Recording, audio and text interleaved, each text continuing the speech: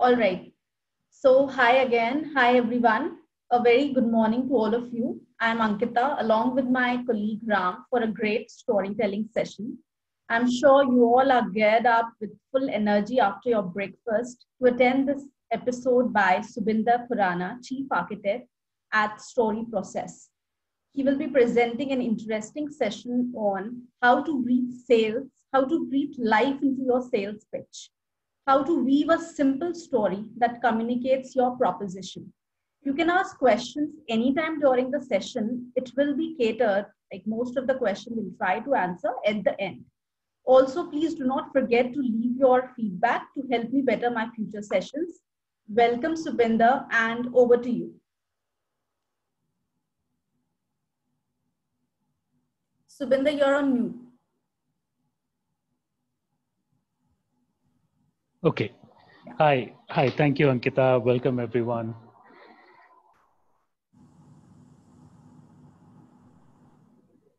If I can just flip the screen here. I'm going to start with this quote by Jeff Bezos. And he says something very interesting. He says you could have the best technology, the best model, everything is perfect.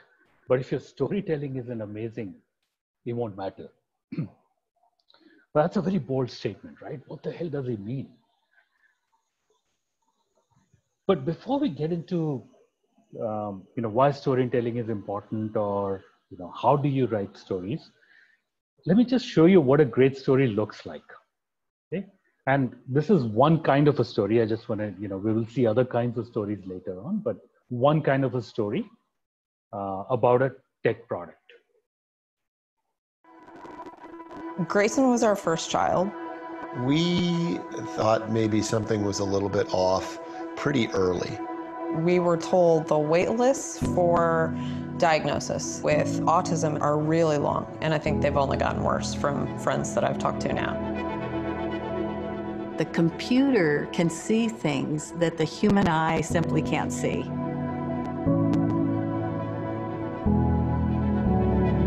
Well, when I first started doing autism research, the average waiting time for a parent who's worried that their baby or child might have autism is about a year. And so the challenge was, how do we come up with an app to be able to detect those early symptoms of autism, such as not making eye contact, not having normal facial expressions in a child's home. If a child is diagnosed at 18 to 24 months and provided 2 years of intervention, the average IQ gain is 17 points. So this has a huge impact on people's lives. And when I met Guillermo Shapiro, and he showed me that we could do what I've been doing in the clinic using a computer, that was an amazing moment for me. So I've been doing computer vision and machine learning basically all my life. Using computer vision and machine learning, we wanted to see if we could help create an automatic analysis of autism and autism spectrum disorder. Guillermo can use computer vision analysis to assess things like facial expression and attention. And so we built a set of movies that elicit these behaviors. And then we can show these on either a smartphone or a smart tablet and use the camera in the device to measure the child's response. Data gets sent out from the phone to the cloud, and then we would be able to analyze that data, run it through our algorithms to produce our estimates of where the person is looking at. Now that we have this tool, what we hope to do is combine the eye tracking data, the gaze data, along with the motion, and jointly see if they can help in the assessment of the risk of autism. Families simply don't have access to the professionals that they need. The idea that we could use technology to increase access, that's just a wonderful thought to me. Every minute, every hour that you're able to implement those strategies, that's helping your child learn that social development and learn it with you. And as a parent, that is really rewarding. I think that if we can do just a small thing to change one kid, I think I would go to sleep with a smile.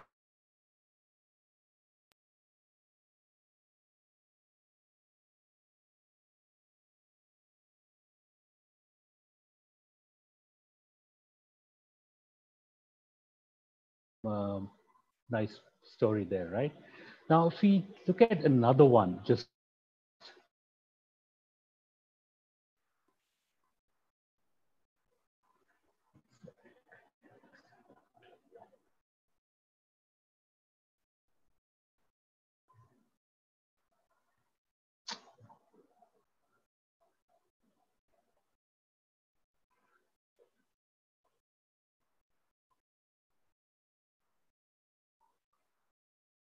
okay. You would just contrast it with another story, and this is again for a deep tech product, again about saving lives. In fact, this is about a much stronger proposition. This is actually about saving lives, and it just doesn't hit home.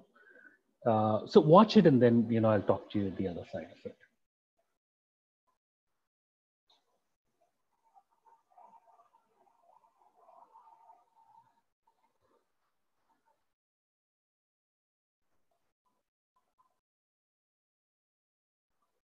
This is Australia's silent killer. One Australian dies every 6 hours from melanoma.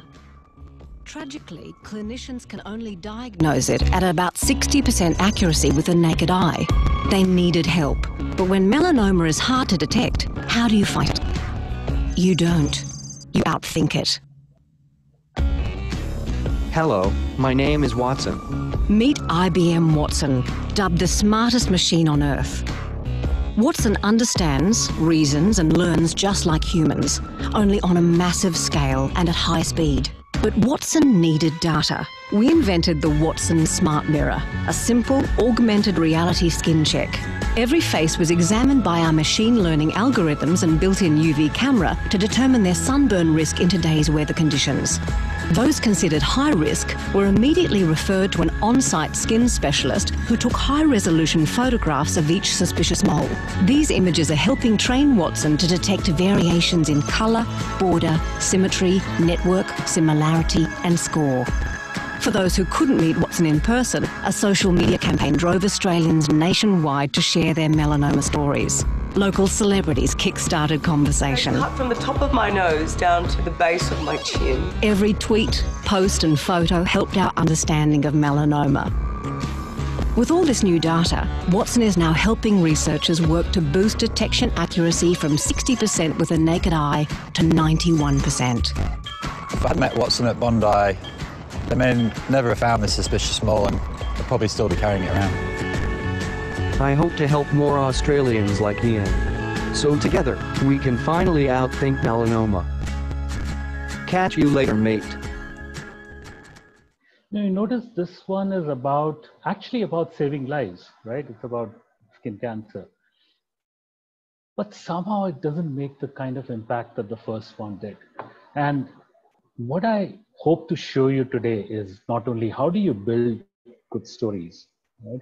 It's about how do you create that emotional impact, right? How do you actually touch hearts, right? Because that's at the core of how we deal with people and ultimately how we sell. Okay? And on the topic of selling, if you look at why is it that sometimes sales happen and sometimes they don't? Well, what are the necessary conditions for a sale to happen? And thankfully, there are many frameworks, but thankfully there's this framework which was done decades ago by somebody called Zig Ziglar. I'm sure some of you have read his books or his courses. He talks about 5 necessary conditions to make a sale. Says if you don't have if one of these 5 is missing, you will not make the sale. What are those 5 conditions? First, there is no need. If there is no need, you don't have a sale. But that's something we understand. We understand this. If there's no need, we don't even qualify that prospect. So let's move on. That's an easy one. The second one he says is no want. Now, very often we confuse need and want. What is the difference between the two? And why is it? It's so important that Zig Ziglar put it as one of his top 5 factors to make a sale. Okay? We'll come back to this. This is a very interesting one. Next, he says is no hurry, right?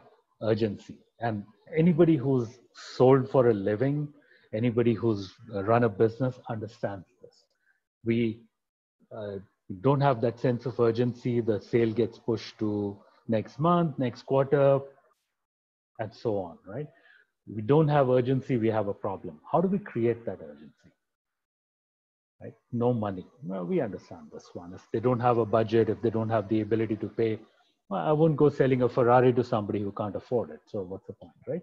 So yeah, this one we understand. Okay? And the last one is probably the most interesting one, right?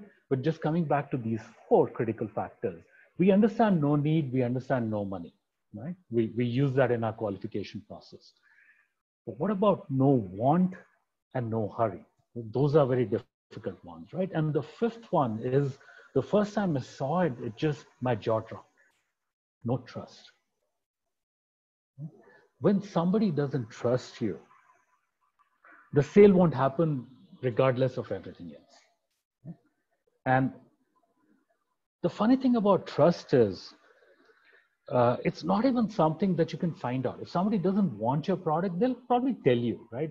If they're in no hurry, if there's no urgency, they'll tell you, right? They'll tell you, come back next month. But when they don't have trust, they won't even tell you, right? How will it come out?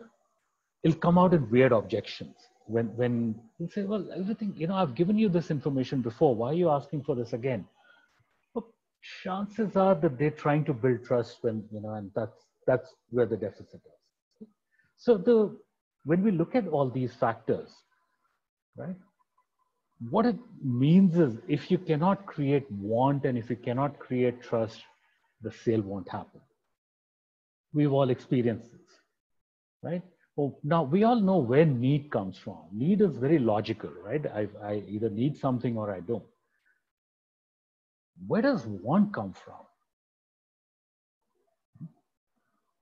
Want comes from the heart, right? It's not logical. Sometimes, again, we've all been there, right? Want something, and it makes no sense why you want it. And the opposite is also true. When somebody, you get in front of someone and they want something, and there's no logic to it. It comes from the heart. It's a desire. Where does trust come from? Trust comes from both the head and the heart. Some trust is logical. I trust somebody because they have good credentials, they have good history, they have good reputation. But sometimes it also comes from the heart, right? I just look at somebody in the eye and say, yeah, I trust you. There's no logic to it.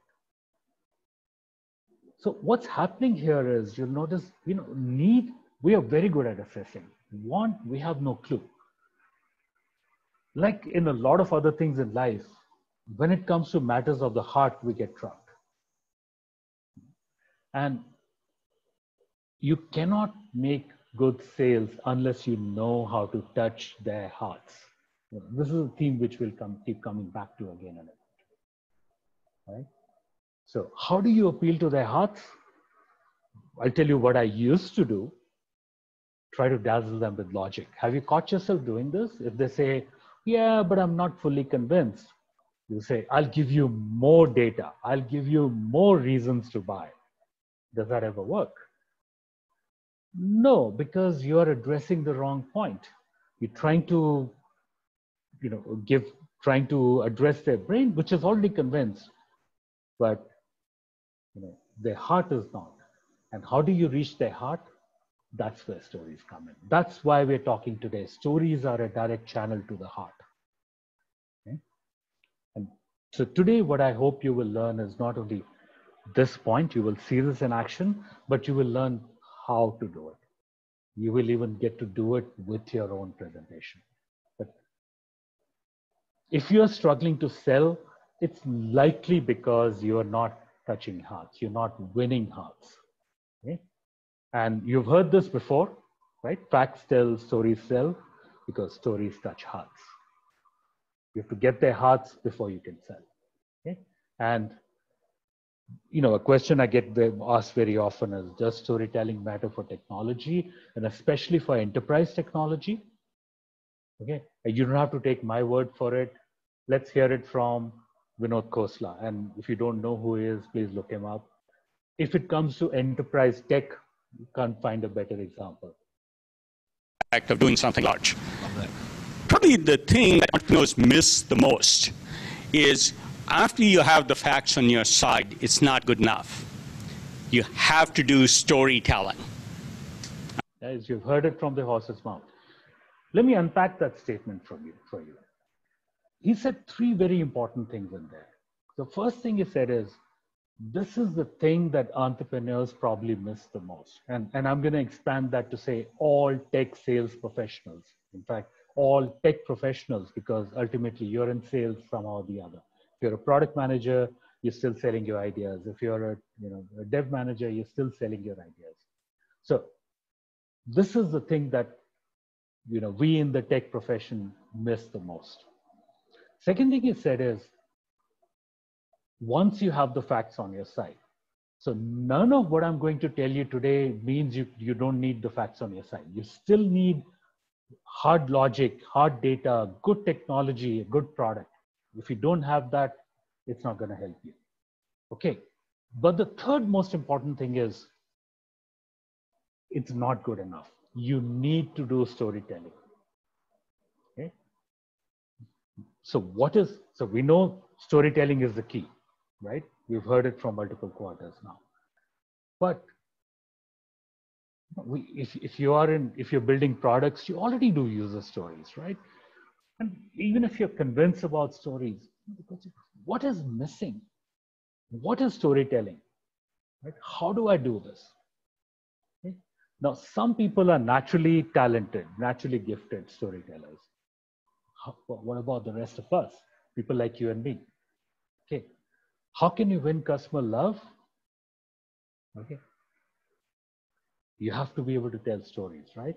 But before we get that, before we go there, there's another thing you have to do. You have to make sure that you fight distractions. You have to, before you can get the customer's love, you have to get their attention, right? If they don't notice you, if you don't get their attention, you will not even be able to tell them your story, right? You have to beat complexity. Now, most of us, so this is the biggest problem we have in technology, and especially when you get to deep tech. We deal with complexity. Our products are complex, and we love to show off our technology. But do customers really care? And is our message getting lost in that complexity? So are we hurting ourselves? Are we shooting ourselves in the foot when we try to tell them how great our product is? Right? And we have to touch their hearts. Before we can win their hearts, we have to touch their hearts. Okay? So we need these three things. We need to fight distractions, which means get their attention, get engagement, get them to listen and understand. Second thing is we have to beat complexity, simplify our message, say it in a way that they get it, right? And third is we have to touch their hearts. If they're not reaching their hearts, we will not make the sale, right? We do all those three things together, we have a shot at even winning, not just winning their hearts, but winning their love. Okay? How do we do that? And of course, you already know the answer, storytelling, right? But the problem is we are not built to train. We're not trained to build stories. We don't know how to build stories, right? Because we've been told this repeatedly. Storytelling is an art, right? I used to believe this. I'm sure most of you do. Storytelling is an art, right? But are you an artist? Am I an artist? Right? If we're not artists, how are we going to tell good stories? Are we doomed? Right? Okay. Fortunately, there is an answer. So what I'm going to tell you today is storytelling is a science, something that you and I can do, and you and I can do systematically. Okay? So what to expect from this workshop is I'll show you how to build stories worth telling. And in fact, as the promise was, you will actually be able to build a story for your product, for your sales pitch. Okay? Now, I hope we sent out a mail with a template. I hope, you got a chance to work on that. You will get much more out of this workshop if you did. If not, that's okay. We will share that and we will still show you how to use it. Okay. Plus the other thing I'm going to give you, the bonus.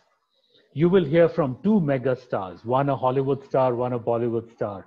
You will hear their story secrets. You will see how we apply them to your real world. Deal? Okay. So what I'm going to do is actually show you how we build a story. And I'm going to start with the story of a real tech venture. This is a tech venture, and I have the entrepreneur's permission to use the story. This is a tech venture who is part of the Intel Sign cohort. It's a tech product, and I'm just going to show you their pitch. This is the pitch as sent, the original pitch. Okay? So Vacus is a company which helps in accurate accountability of people and assets. Okay? So for the next few minutes, just pretend I'm pitching Vacus to you. Okay? About us. Okay? We are a wireless indoor positioning company. Got started in 2017. We have a patent. We have clients across enterprise, data center and warehousing segments. We've been written about in the press, right? There's a lot of stuff going for us. Okay? This is the current problem. Current problem in enterprise. Okay? Especially, if there's a disaster, you have to evacuate. The evacuation is a mess because we don't know where the people are. If a new visitor comes into your location, you don't know where they are once they've entered your premises. You have, assets, you have precious assets sitting around. You don't know where they are physically located. So when you're auditing, sometimes that audit requires weeks because you have to locate them first. You still have issues like, you have harassment issues, you have, crime happen, and you can't even sometimes validate if those people were together, right? And of course, you have occupancy tracking issues, right, which you need. So how does Vacus do it? We have smart tags which allow you to track everything, and therefore you can do things like ensure women's safety in your workplace. You can track your visitors precisely. You can track your assets precisely, and so on, right? What does a product look like? It's got certain hardware components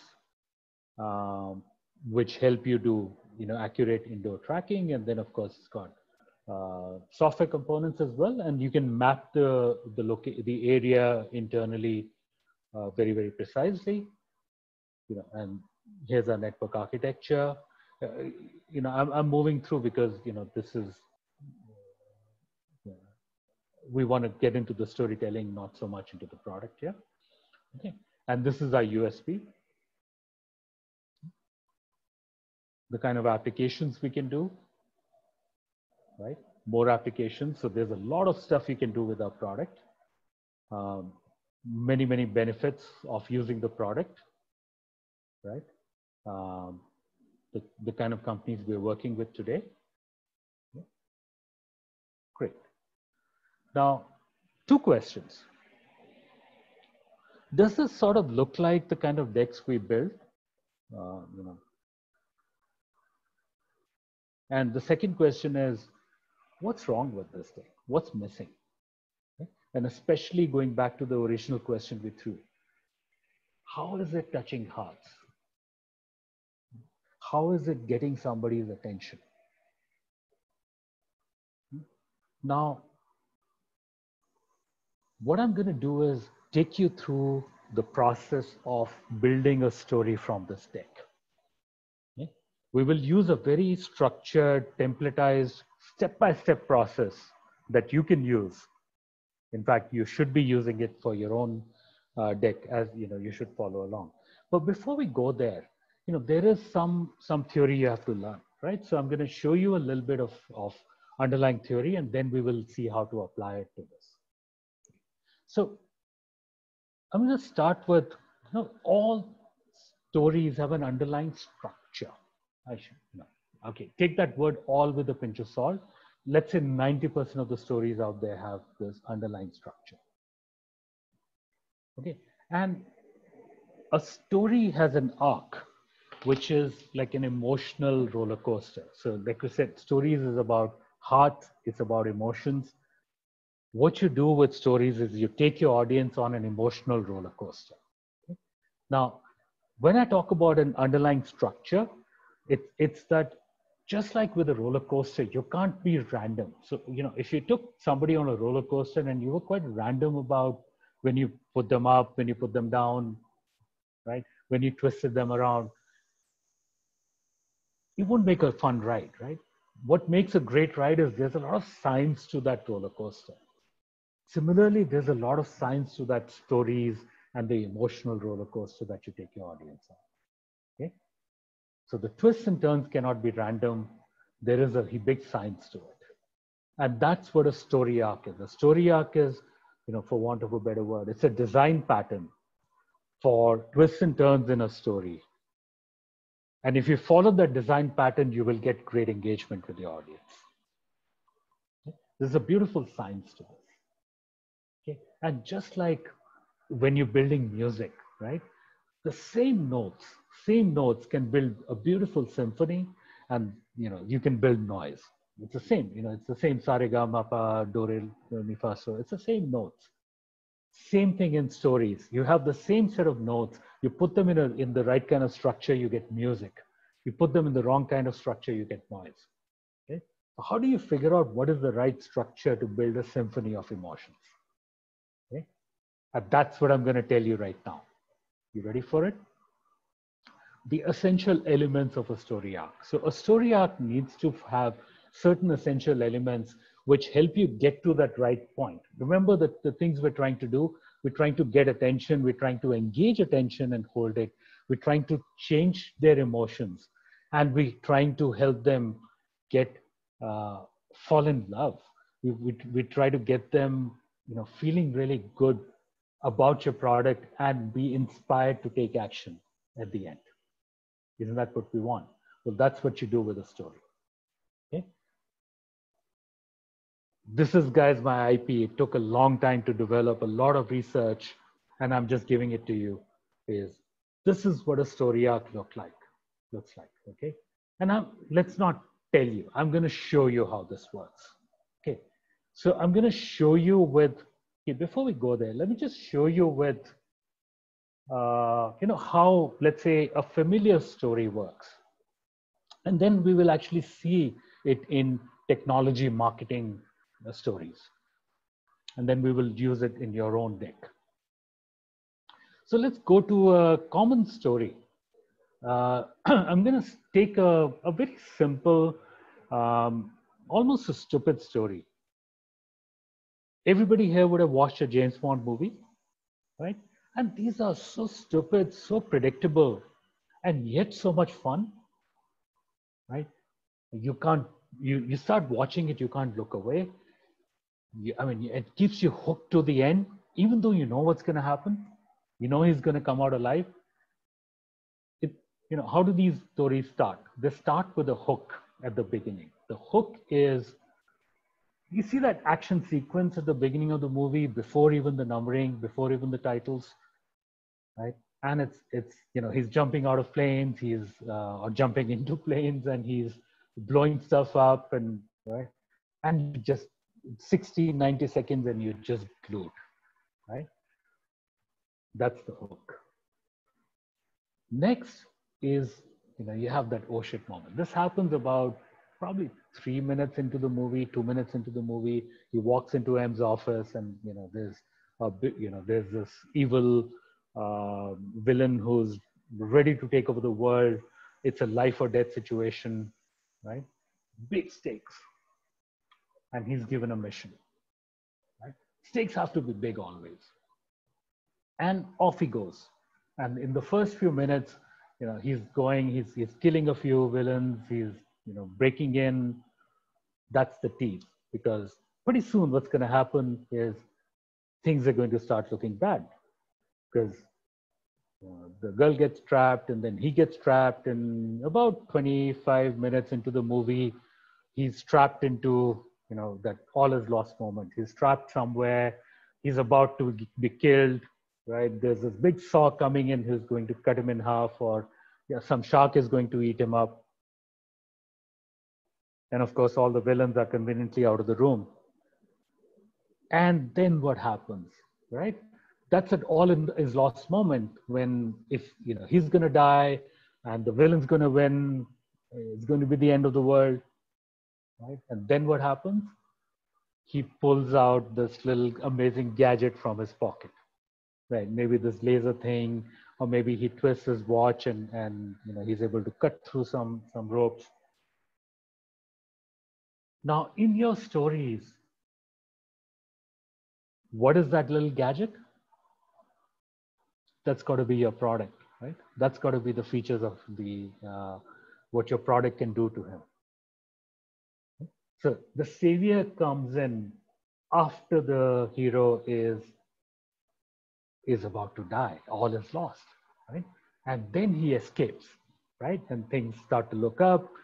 He's able to get out, and not only get out, he's blown some stuff up. He's done some major damage.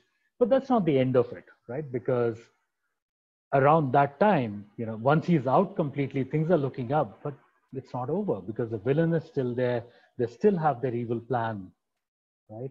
And some damage has been done, but it's not over. Now, in your stories,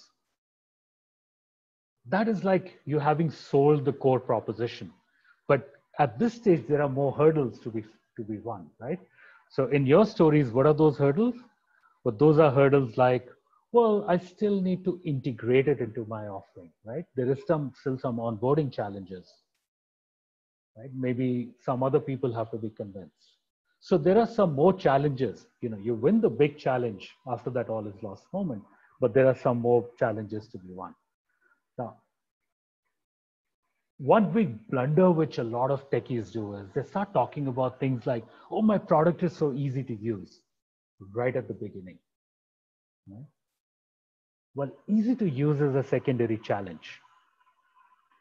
Easy to use only matters to me once I've decided I want your product. If I don't want your product, I don't care if it's easy to use. So talk about it once I have already decided to buy your product, which is at this stage when you've won the primary battle, right? So that's a secondary challenge which should be brought up then. But I'm getting ahead of myself. We'll do that in your story. At this stage, you bring up in his case, other challenges come up. He has to win over the evil sidekick, right? The Jaws or whoever. He has to get out of there, finally defuse the bomb, right? Completely defeat the villain. You reach that happily ever after. The world is, the threat is diffused. He gets a girl. The world is a better place, right? It's a great ending.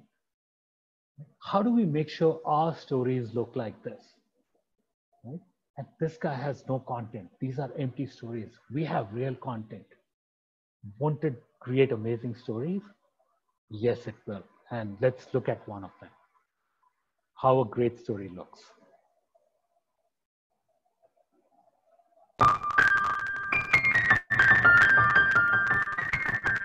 The most exciting thing about retail today is the creativity you get to have in thinking about how to connect the digital and the physical worlds.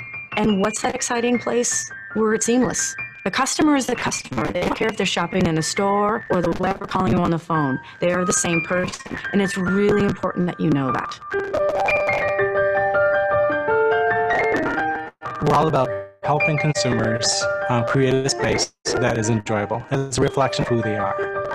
And we're doing that through the idea that the customer wants to feel like we know them all the way through the process. I mean, you get 30,000 people on your site at any given time, and you get 30,000 different reasons why they're there. So how can we take all these visitors and make it relevant down to that one customer? We want to help create the perfect home for you. And that's different than the perfect home for someone else. We're not about being the biggest, but we want to be the best.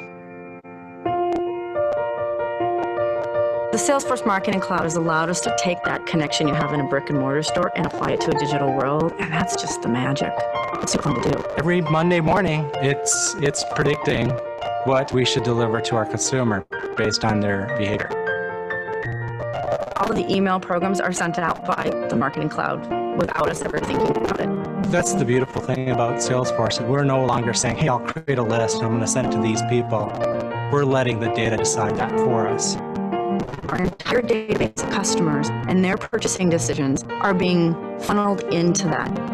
It's effortless. Not only that, the predictive intelligence that we're doing with our product recommendations, it's like our silent design associate. Tailoring our communications and our abilities to reach out to you based on what you're doing at that moment. Then that customer moves from our website to our store, and it's a shared experience. And that information is being used for the next customer that's browsing those similar items. So we're getting a holistic view of the customers who bought that sofa and what they bought with it, which is why the recommendations are so good. We're actually introducing items to the customer they didn't even think they needed. And every day, that machine learning is getting smarter. Every day, we're delighting our customer. It's given us more opportunities and more ways to enhance and deepen the relationship with those customers in a very personal way. The impact of the Salesforce Marketing Cloud has been a higher average order value. It's 40% higher in the web. It's 60% higher in the store.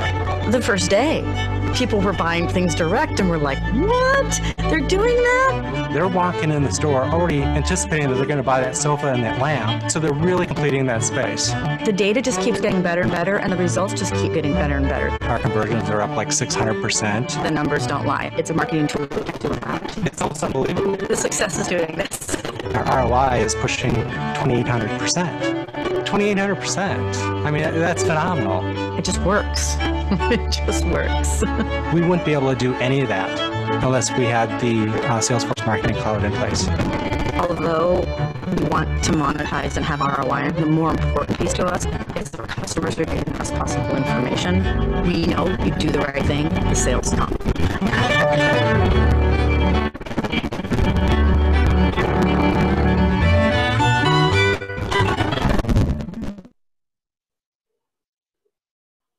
So it's beautiful, right? Now, what I want you to notice in this is it doesn't start out by saying, hey, we're Salesforce, with such a great product used by so many customers, these amazing results. You contrast that with how the other pitch we saw started, right? And like most of us, we start our stories with about us. No, the Salesforce comes in after the problem has been introduced, right? And you've seen how difficult it is to solve it. So the Salesforce is introduced almost, or more than halfway through this story. The second thing, and in fact, you link it up to the architecture I showed earlier, which is that your the magic, the product shows only after the all is lost moment. I'm trying to do this.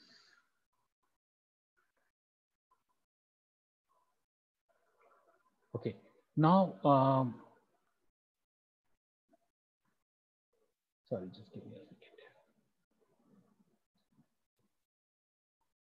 Okay. So what do storytellers do differently? And, I'm just setting some context here. Okay. So how, what I say, the ordinary storytellers, this is what I did for most of my career, is try to show how, I had a great product, how it would help them, how to show it has great ROI or great effectiveness for them, and try to make it a priority for them. Right? Now, trust me, there is a level below this also, and I'll talk about it later. There are there are very poor stories also. But anyway, this is how I think most of us are operating at. Show how great our product is and try to get the prospect to buy, to make it a priority. How do great storytellers work is, great storytellers position the product as a means to overcome, to reach your goals. So like in the previous story we saw, it starts out with what the customer's own goals and priorities are. We're not trying to change them. Your customer already have they have enough to do. What you're trying to show them is, to reach their goal, they have to overcome certain challenges, and how you can help them overcome those challenges. Okay? That's the simple switch you're making. Which it's a flip from trying to show how great my product is to share, how important your challenge is, and I will help you overcome it. Simple. Right? But there is a level above this. There are awesome storytellers. Awesome storytellers inspire and transform the hero. Inspire and transform the user into a hero who has superpowers. Okay? And you saw bits of that in the previous story. So it starts out by saying we had a challenge, right? The customers are online, offline, so on. And every customer is unique. How do we deal with them, right? What is the impact, right? It's so complicated. We will upset all our customers. The all is lost moment. Then they introduce the solution, right? A solution which helps you treat a customer as one customer across channels, right? It leads to a resolution, which is, they were able to address the challenge. They even got ROI, they got sales growth, but then it transforms the hero into a superhero. They said, not only are you able to now solve the problem that you started out with, you are able to magically grow your solution to your business. You're able to help customers beyond what you were able to imagine before, right? And the ends with a punchline. Do the right thing and sales just comes. That's a transformation, right? You're not trying to sell. You're just trying to do the right thing by your customer, and the sales just happen. Right? Isn't that an amazing transformation? But that's what an awesome story does, right? So the difference between a great and an awesome story is, a great story helps you achieve your goals. An awesome story helps you become something more than you were. Something, it helps you imagine new possibilities and inspire to achieve them. Okay, we'll look at how that is done. So the method that the process I'm going to show you takes you from an ordinary to great. Awesome needs an inspiration. You will see elements of that, but I'll not address that in detail today. Okay. Let's show another story, because this is such an important topic. I'm going to show another story on how this is done, and several great products use this already, this technique, as you can see. And look for the same elements. Where does the product show? Where do the features show? How does the flow happen? I think Apple is a pretty unique company. The logo of our brand looks at the past, builds on the roots to look at the future. We have a huge transformation program underway to really bring innovation to the food industry. We want to differentiate, we want to go fast enough and make sure that what we do is better for the planet, the way we produce, the way we distribute. Our main focus is really to make sure that we make good food accessible to all and through all distribution channels.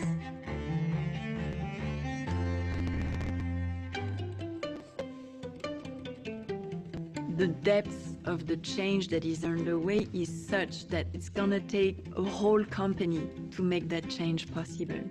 In the partnership we have developed with Google, we're able to bring innovation at scale.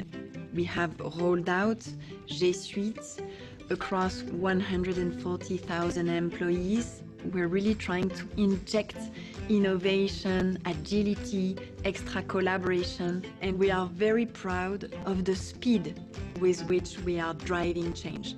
We have migrated to the cloud 180 applications in 2019, which is a lot. We are developing algorithms that prevent shelf-out in our stores. Thanks to Google Cloud Platform technology, we are redefining the ways of doing shopping, developing a truly omni-channel value proposition for our customers. And across the continents, there is value creation in our core business. En français, Carrefour means a crossroads. And I really believe that we're at the crossroads of so many changes in the food industry. We're extremely proud to have Google as a partner, trying to really build on our DNA to empower Carrefour to achieve its ambition. Right. So same recipe. We saw Google Cloud showed up only more than halfway through, right? After that all is lost moment has been established. And the whole story is about how the client is not only solving the problem, but becomes more than they could be otherwise. Right? Now, to become a good storyteller, you need to follow these principles, but you also have to give up certain things. You have to make certain sacrifices. What are those? First is you have to stop trying to impress. Guys, I can't tell you how important this is, and I still have to catch myself doing that all the time. In fact, later on, I have a whole section on this. Try to inspire, not impress. But I just can't emphasize this point enough. Whenever you catch yourself trying to impress, stop. Okay? Because you can either impress or you can inspire. And the beauty is, if you try to inspire, you'll automatically end up impressing. Okay? Second thing is, resist this temptation of showing off every feature, showing off every data point. Not important. Okay? It's not about what all you can do. It's about what you can do for your client, what change you can bring to their lives. Okay? The best stories, the best products actually use only a subset of what you have to offer. You go back to that Bond movie. There's probably 5 or 6 gadgets he deploys in any movie. But there's more, right? There's a lot more power that he's got. They don't go around and saying, oh, here's the 20 amazing things that, all this tech products that we have can do. Resist this temptation. You have to give this up. I know it's very difficult for a techie to do. Trust me, I'm a techie myself, but you have to do this. And the third most important thing, stop trying to make yourself the hero. The hero of the movie has to be your customer, your prospect. Right? And we will come back to this point later, because especially when you're talking to an enterprise customer, sometimes there's confusion about who the hero should be. There are multiple people involved. But we'll address that point. But the biggest blunder you can make is make yourself the hero. Let me go back to the 2 stories I showed at the beginning, the story and the melanoma story. And you saw that the autism story really, it was so touching. Whereas the melanoma story didn't really, it kind of went by. Big difference was, in the first story, the hero was the patient or their parents. In the melanoma story, the hero was the product. The hero was the AI. Now, had they flipped that, so just imagine for a moment, if you remember that story, they show this person who,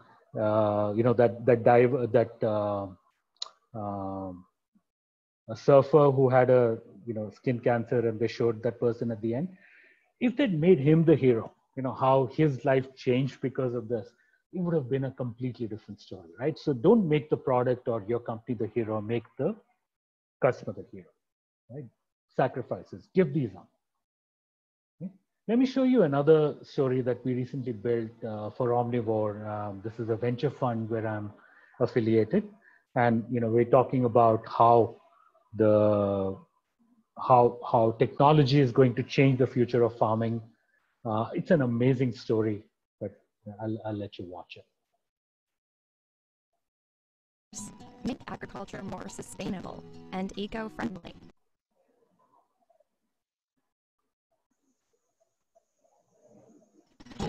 Entrepreneurs create jobs, wealth, valuable new solutions. But some entrepreneurs are driven to do even more. They want to change the lives of poor farmers, make agriculture more sustainable and eco-friendly, improve the nutrition, quality, and availability of our food. Agrotech ventures may be the most important investment for mankind, but they have not been the most lucrative. However, a big change is coming. We looked at what technologies will shape agriculture over the next decade, and the findings are surprising, even downright shocking. A lot can change in 10 years. Look at what happened to mobile since 2010. Entrepreneurs and innovation, with the support of smart capital, can overcome the challenges and create magic. Why must we choose between impact and wealth? Why not both? However, there is a dark cloud. Climate change threatens our food supply. So, what future will we create? A race against time. Global warming could unleash pathogens or create vast, intractable deserts. Or we could create a bountiful, sustainable future, where agri-crops reverse carbon trends, and we promote both biodiversity and food diversity. This needs deep expertise, passion, and sustained focus on farmers. All of us, policymakers, entrepreneurs, consumers, have to drive change. Omnivore continues to support entrepreneurs working to realize this future. So, what future will mankind create? And agriculture. A lot of people would believe it's a boring, it's a traditional space. It's going through such amazing change, right? I'm very excited about it. But the whole idea here was to have that come out in a story, right? So this is a story we just did recently. Okay, with that, let's turn over to the feature attraction today, which is build your own sales deck. Now, what I'm going to do is, for whoever who did not get a chance to go through the, who go through the template that we had shared, Ankita had shared in an email. I'm just going to share it again. Or Ankita, can you share it? Do you have the file? Sure. Okay, or I have it here, I can just share it.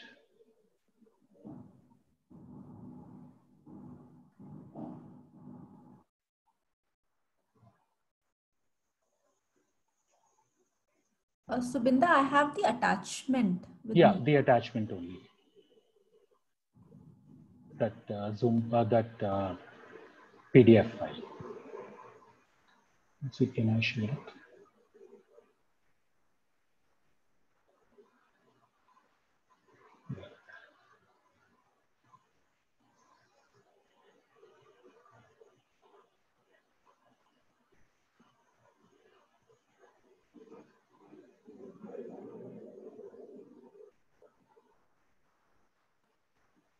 Would you be able to share it, Ankita?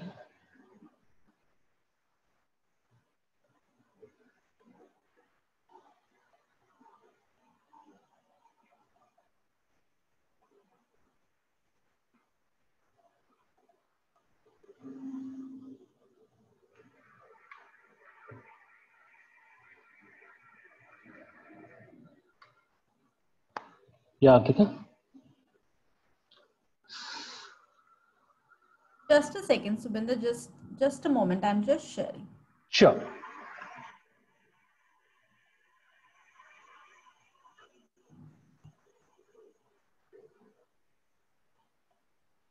Actually, Subinder, I'm recording the session, so I'm unable to minimize my screen as of now. Okay. Just give me a moment. So I'm just seeing where to share it. Okay. So it has to be shared from Google Drive. Is that right? Yes, because the moment I'll start sharing my screen, it will discontinue to, record the session.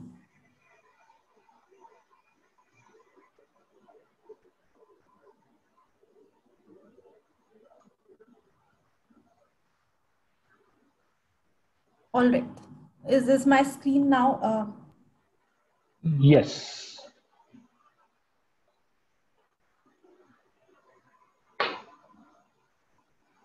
Yes, your screen is. Okay. So how can people access the file? Or Ankita, ek kaam karo. Yeah. Can you mail it to all the participants again?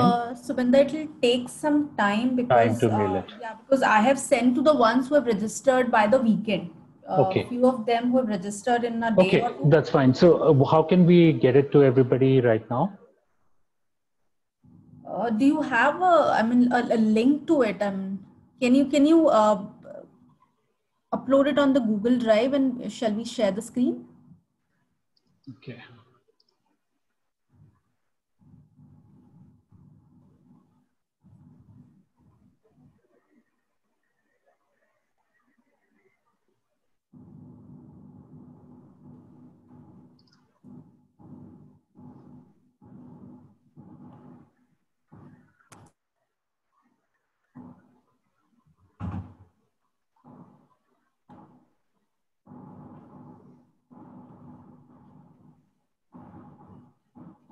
All right.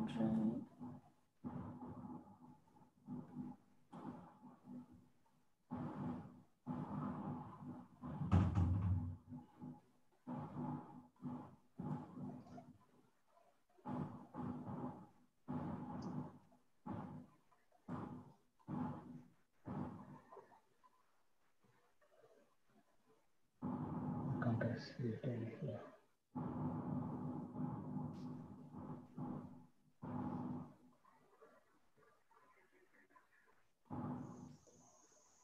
Subinder, there's a suggestion that we can drag drop the file on over the chat window.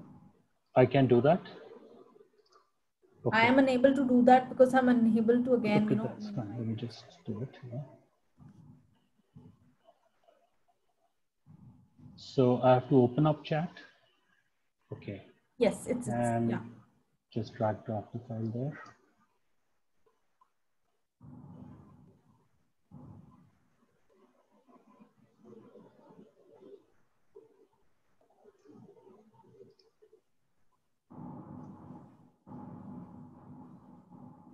No, it's not letting me drop it. Okay. So I'll again share the screen because there is a suggestion that people can take a screenshot.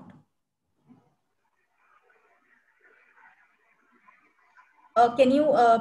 Just Ankita, let me finish this. Huh? I'm just trying to get this done here.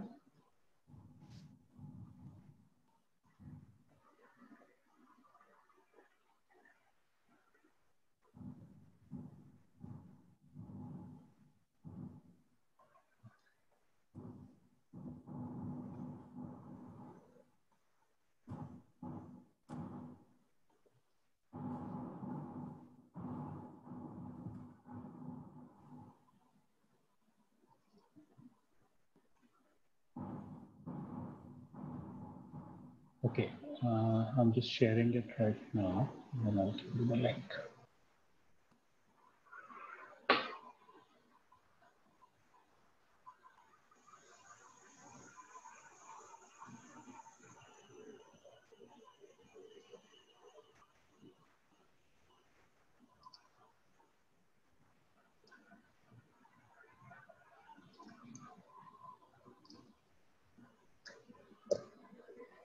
Okay, I've just shared a link. Guys, please, you can let me know if you can download this file.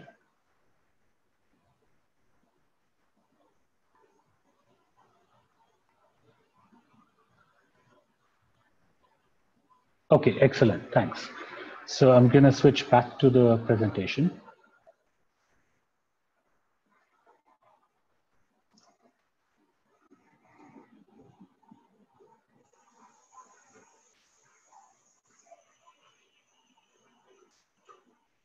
Okay, is my screen visible, Ankita? No, not as of now. Not yet. So I'm just going to go.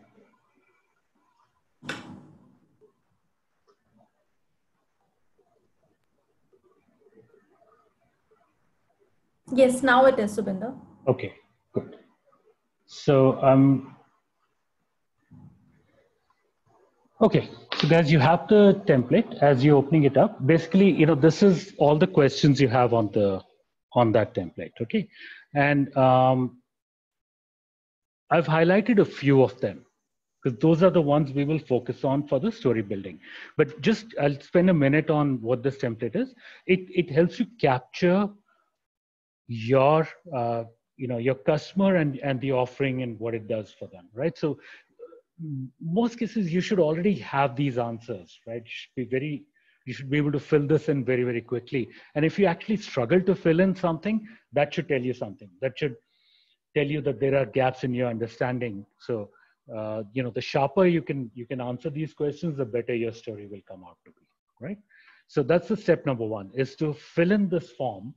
And it's something you can do post this workshop, is actually answer questions. And what you should also be doing is looking for, okay, I'm getting ahead of myself. So once you've done that, you take out these 10 questions that I've highlighted over here, right? So for example, the first one is, how do they define themselves in one phrase? Okay? And I have the same 10 in order over here, right? What is their quest, right? So I put that as number 3. Did something happen, which is number 2, right? Which is number 4 in the first one. Okay.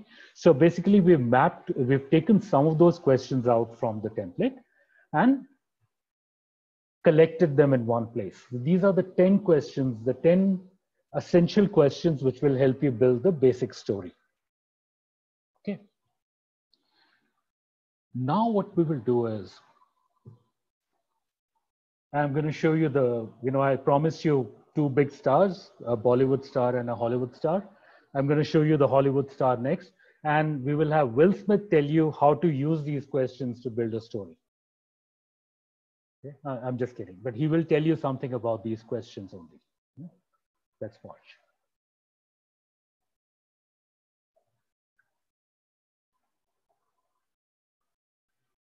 For me, it all starts with, at my company, what we refer to as the universally relatable emotion, right? So we try to start with an emotion, right, that is the central, most relatable aspect of it. And that has multiple uses. It sort of becomes the North Star for everybody involved. It goes all the way and beyond that point. I guess it's not really in order, but yeah, if there were a second thing, it's the 4 questions I always ask myself with the main character. What does he want? Why does he want it? What's going to happen if he doesn't get it? What are the obstacles keeping him from getting it? And that essentially becomes, if you have 4 really good answers to those questions, a story can be crafted around the simplest of things, in a movie. Okay. Now, remember those 4 questions he mentioned? What does he want? Why does he want it? What's going to happen if he doesn't get it? And what are the obstacles? Notice that they are all 4 are part of this template over here. So number 3 is, what is their quest? What does he want? Okay. Number 1 and 2 are, why does he want it? Right? does he want it? And, I break it up into two, because the motivation could be internal, which is, something I always wanted anyway, or it could be something external. In a lot of cases in the business, sometimes it's outside changes, it's trends, new technology, new competition, new customer preferences, new regulations that drive the need, right? So why does he want it could have an internal answer or an external answer, and that's your number 1 and 2. What happens if he doesn't get it? That is your number 5. What is the downside to the customer not achieving this goal or quest, right? And the 4th one, what are the obstacles, which is number 4 over here. What is the challenge? Okay, so it's the same 4 questions that Will Smith coincidentally talks about, and we all know how great his stories are. And he starts with, what is the universally relatable emotion? Well, that's what I've got as number 8. What is the emotional need of your customer that you are resolving, right? And in business cases, especially when we're talking about enterprise sales, these are, some of the common emotions that you have to resolve for them: risk, control, right? Excitement, need for growth, customer love. Right? So a lot of the emotions that you see in kind of a Hollywood story kind of map into the emotions, but they're slightly different in the business world, right? And so we have to here pick out the enterprise level emotions. If you answer these 5 questions, what is the key emotion? What is the, what is driving this need? What is the motivation, which is 1 and 2, internal or external? What does the hero want, which is their quest? What is the challenge? What stops them from getting it? And what is the downside to them getting it? You have the basic elements of the story. You heard it from a master storyteller, right?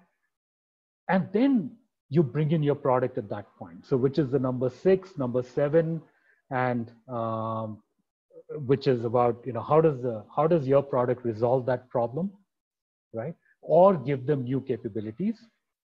And then number 9 and number 10 are about, number 9 is about, the secondary adoption challenges like I talked about. So here's where you get things like ease of use, less training required, less integration required, right?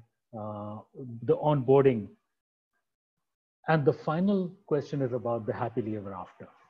And happily ever after has to go beyond resolving the problem. It actually has to take the customer to a new level. Right?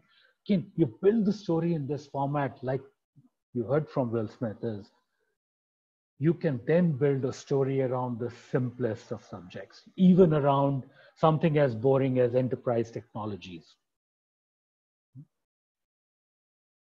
Now, right, I've put in bold the 5 questions that he talks about, right, just to close the loop on that, right? And the others are filling in the rest of the elements of that story. Okay. Now let's go back to that story arc. I just want to again, map it back. How does it work? The same 10 questions. You start out with a 1 or 2 that gives you the setup, gets their attention, because you're talking about what's driving their essential motivation. That is bound to get a customer's attention. We'll see how we did that. I'll show you how we did that for Marcus. You've already seen some examples. I'll show you there, and then we'll see it in some other examples as well. Right? Then number 3 sets up the quest. What does he want? That's number 3. What is stopping them from getting it? Number 4. What happens if they don't get it? Number 5. Right? That's when you start to introduce your solution. So you've set up done those 5 things that he talks about, right? And then you are ready to introduce your solution, because you've got your prospect hooked, right? They are ready. They are not only ready, they are aching for your solution at this point. Okay? And this is when you start to bring in your solution. You up the game. You say, I'm not only going to solve your problem, I'm going to give you some more power. I'm going to enable you more, right? Then you deliver the emotional benefit. You show the secondary hurdles to adoption. you end with a transformation. Okay, let's see how we did that with Bacchus. So what I did is I took the 10 questions and I've given their answers. What you need to do is supply your own answers to those 10 questions. So in their case, how would the target market, how would the user describe themselves? So usually, in a tech product, usually, not always at all, you're selling to a CIO, right?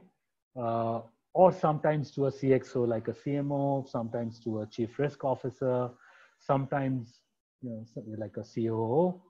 Usually, you can try a lot of the same things. And one tip I'll give you is try to make these descriptions a little aspirational. You want the descriptions to apply to the best of them, and for obvious reasons. So in Bacchus's case, did something happen? Yeah, an incident, so very topical. 5 people got, in a factory, they got COVID positive testing and they had to shut their factory down, right? Which is a trigger for an immediate need. Why do they want it? What is their goal? Safety first, and to be in control. Remember, there is an emotional part to it. And of course, we'll come to the emotion later. What is what makes the quest difficult? And something that you may not have even picked up in the original deck. Why is it that location tracking? So you understand location tracking is important, but why Bacchus, right? Location tracking, there's so many technologies. Well, what they're able to do differently is to do very, very precise small range location tracking, 30 centimeters. Most location tracking works to, say, in a 3-meter radius. So when you're trying to locate an asset, 3-meter radius is a lot, very difficult to do. It can even cut across floors. Whereas 30 centimeters means, you have line of sight on that asset. When you're talking about contact tracing, 30 centimeters means that these 2 people were in contact, right? Whether it's for COVID, whether it's for things like harassment complaints, that those 2 people have been together. If you look at a 3-meter range, well, they could have been passing in different rooms across walls. They could have been on different floors and you would still get a false positive. So the tech, the challenge and therefore the value of the solution comes out very clearly. What is the downside? There is a compliance issue and them not meeting their KPIs, right? Simple. And remember, you can get better answers. You get better answers, you get a better story. The recipe remains the same. Okay. How does the offering help the customer? You provide your value proposition. What new capability? So not only are you resolving that problem, but you're giving them something more, right? It helps them in accurate location tracking. Well, I'm sure this answer can be better, right? And again, the better your answer, the better your story, right? I've just taken the answers provided by the company, by the entrepreneur. What emotional needs? Peace of mind. So you have to pick what is it that you're selling, right? When you're selling, what emotion are you selling? Are you selling growth? Are you selling safety? Are you selling risk management? Are you selling, are you selling ROI? Or are you selling them, excitement of reaching out new areas, right? So it's basically, what is that core emotion? So in their case, they wanted to sell peace of mind. What is the major thing stopping your customer from proceeding? These are the secondary challenges. So what is it that, after the customer knows what your solution is and knows that they want it, what stops them? So they will, secondary challenges in their case is, well, geographical reach and track record. I'm sure you have a different set of questions. I'm sure you've also got answers for those, build them in over here, right? And then you end with, what does the world look like once the customer adopts your product? This is your happily ever after, right? And I'm just going to give you an advanced tip, not delve into too much. A happily ever after really has 3 components. Actually, a 4th one. So 4 components. First is it resolves a problem, which means if I translate it to the James Bond world, he neutralizes the threat. He beats the villain, neutralizes the threat, right? There is an emotional payoff. That emotional payoff is he feels a sense of accomplishment, right? In Bacchus's cases, the customer feels safe, in control, right? Peace of mind. The third thing is there is a reward, right? In Bond's case, the reward is the romantic quest, right? He gets a girl in the end, right? Very misogynistic, but that's kind of how, in your story, what is the reward? In a business case, the reward is usually customer appreciation, employee appreciation, or it could be growth, right? You heard that in the Salesforce story. There is some growth, some secondary benefit that comes. And finally, you make the world a better place. That's the fourth benefit. But the fourth benefit is, in your case, you're bringing something new. So you could say something like, we make the world a safer place for employees because we're helping them deal with COVID. Right? So you give 4 payoffs at the end in the happily ever after, right? But even if you stopped with just resolving the initial problem, you would still build a great story. Okay. So with that, let me show you what the revised deck looks like. So what we did is we asked for the 10 answers and 1 slide on each of those answers. And it's very simple. I just go build a slide for each answer. Okay. Put them in the same sequence. 1, 2, 3, 4, 5, 6, 7, 8, 9, 10. That's it. Right? It's a recipe. It's a process. Then you refine. Then you say, look, I've got all the makings of a story. Let me make sure my transitions work. Let me make sure I'm not repeating myself too much. Those things, the simple things that you do. Of course, you put the right kind of visuals. You clean up your fonts and so on. That's all you do. Build a slide for each of these 10 questions. Put them in the same order. 1, 2, 3, 4, 5, 6, 7, 8, 9, 10. Refine them. That's all you do. You build a great story. Let me show you what it looks like in that case. Okay. Starts out with, right, if you remember the trigger, COVID-19 can halt your plant. That was their answer to one of the questions, right? The trigger question. Goes to what is the quest? This is the quest. Safety first, right? What is stopping them from getting to their goal, right? Same question that Will Smith put, right? What does he want? What's stopping them from getting it? Well, this is the next one. Okay. Now you talk about, well, what happens? And this also talks about what happens if it doesn't get it. So in the refine process, they club the slides. Okay. Leading to compliance and operational risk. What happens if they don't get it? Well, there's a compliance issues and there's operational risk, right? And the challenges also come out in the same slide, right? So it's got the challenges, what stops them, what happens if they don't get it, right?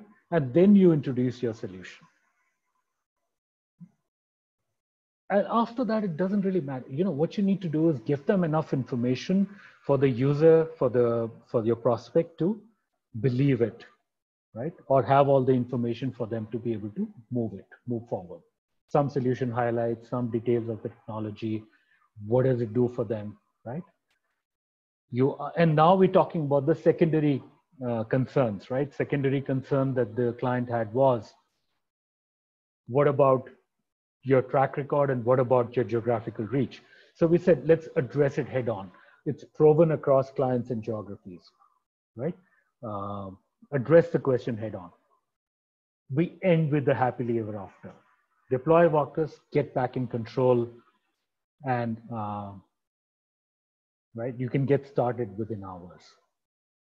That's it. Very, very simple, right? So I'm just going to flip through it again so you can see how it creates that impact and how you can be building your own stories to create that.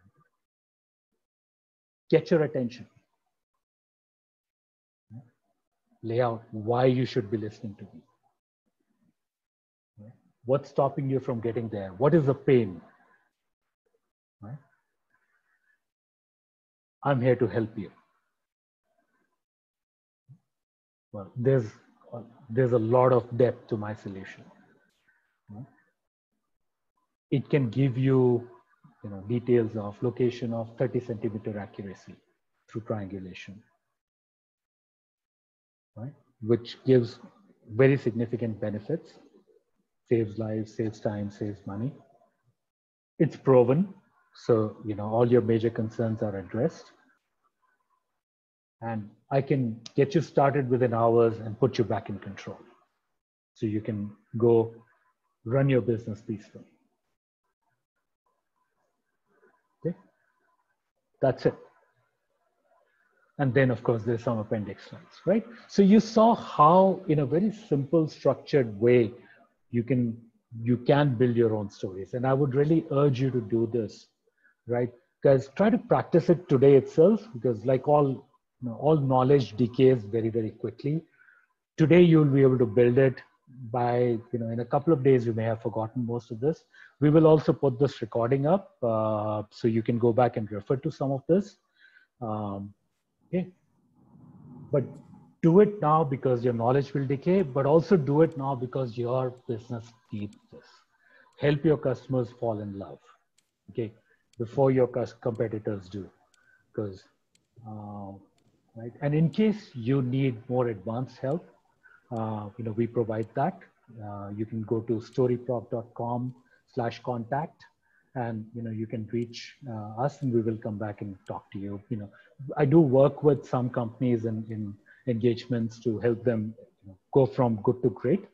But what I'm giving you here today is I've given away a lot. I've given you core IP. I've given you the basic stuff. I follow the same templates myself, okay? Not holding anything back. With that, let's see how we're doing for time. So we have 30 minutes. Good. So what I'll do is I'll spend some time on some advanced skills, and then we will hold some time for Q&A. Okay. So just a refresher, and there's some very interesting things, and I did promise you 2 mega stars. I've delivered 1, so I'll also deliver the 2nd star today. And this is a Bollywood star that you all know. So what are we trying to achieve? The 3 things, the 3 pillars of storytelling. We want to engage our audience. We want to clarify our message, inspire action. You do this, you're an amazing storyteller. You miss any one of these and you've not done your job, okay? So let's talk about, we talked about engagement. Let's talk about clarify and inspire a little bit. So what makes a story inspiring? Okay? I've already told you all this. I'm just summarizing it. You need a relatable hero. So the hero has to be your audience, your target, your target audience. You need an aspirational emotional quest. So, what does he want? The quest, but it has to be aspirational. So the quest should not be he wants to make a lot of money. Okay. If the story was, here's a hero and the hero wants to be very rich, is that a movie you will want to watch? Right? If I told you, there's a character and his dream is to be rich, what would you think? My first thought would be, okay, you're talking about the villain, right? So don't make the aspiration about money. That's a recipe for a poor story, not an inspiring story. An inspiring story needs to have a recipe which is beyond money. It has to be about, I want to help out my friend. I want to help my family, right? I want to create something. Those are aspirational goals. Okay? Then the stakes have to be high. What that means is, if the hero succeeds, there is a benefit. If the hero fails, there is a loss. And the stakes is the difference between the two. That has to be high. If the failure of the hero doesn't matter much, the stakes are low, it's not an interesting story, right? Most good stories have life or death stakes. You have to make the stakes high. There has to be a big challenge. If it's an easy quest, not fun at all, right? It has to be a big challenge. And challenges are of 3 kinds. There has to be a sacrifice, there has to be a hurdle, or there has to be, so in a movie world, there has to be a sacrifice. The hero has to give something up to get their goal. They have to give up on some of their dreams to help achieve the goal. There has to be a hurdle, which means there are certain difficulties. They have to go through tough hurdles to get there. And there has to be an evil. There has to be a villain stopping them from getting there. So let's see which ones we can pick, but they have to be big challenges. And then there has to be a transformation beyond achievement of the goal. Let me show you a story that you've probably all seen before, and you'll see why this is such an amazing story. It has all the elements we talked about.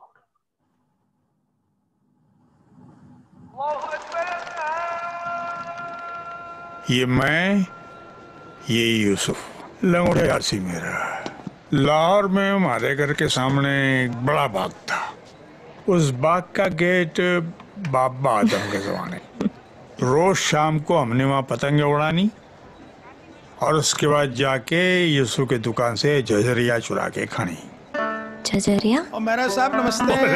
नमस्ते, मेरी पोती मुंबई वाली। और बेटे क्या हाल है?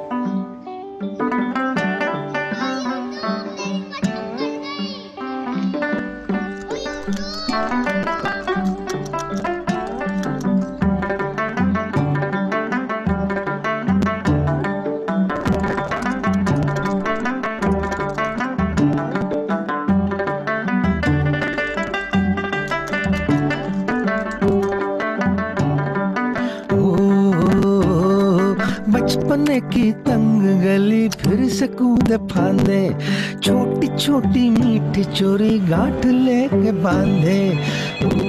Hello, अस्सलाम वालेकुम। फाजिल स्वीट।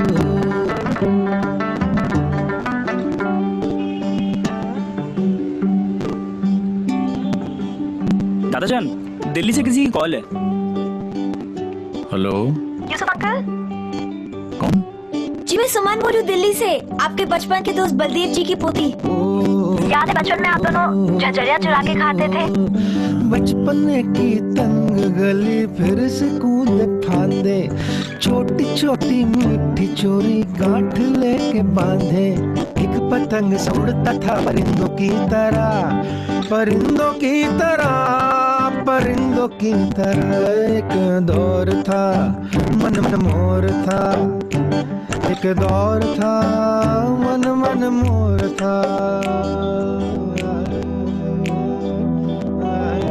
ऑडिशन के वक्त हम रातों रात हिंदुस्तान आ गए। दादू, यूसुफ थी बड़ी आजादी। कागजों की कश्तियों में डूबा रहता था, झांकती खिड़कियों में उलझा रहता था। वो भी क्या दौर था, मन पे न जोर था। एक दौर था मन मन मोर था, एक दौर था मन मन मोर था।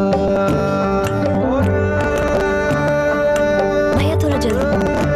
मन मोर।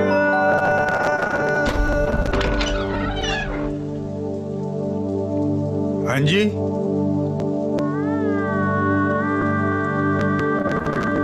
कौन? हैप्पी बर्थडे यारा।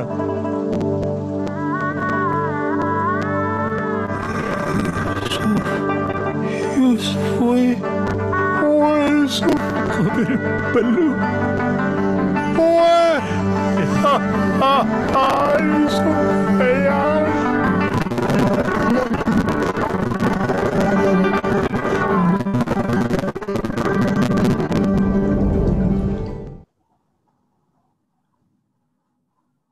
Beautiful story, right?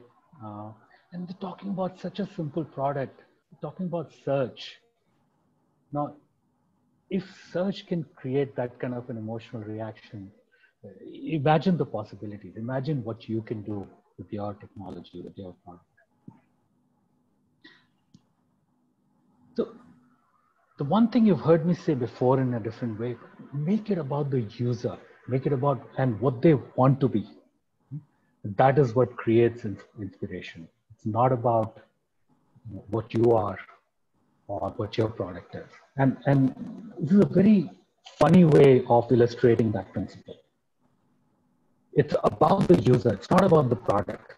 It's about the user and about their aspirations and their transformation.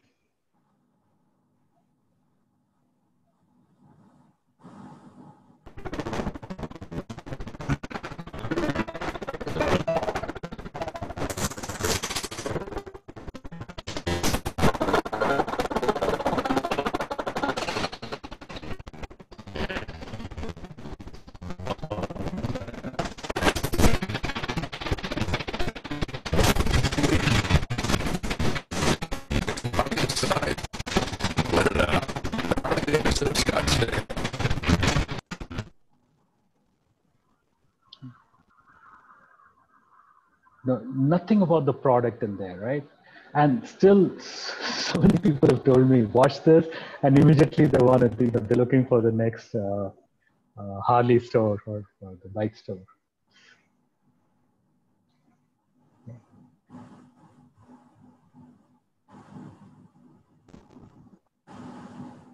Sorry.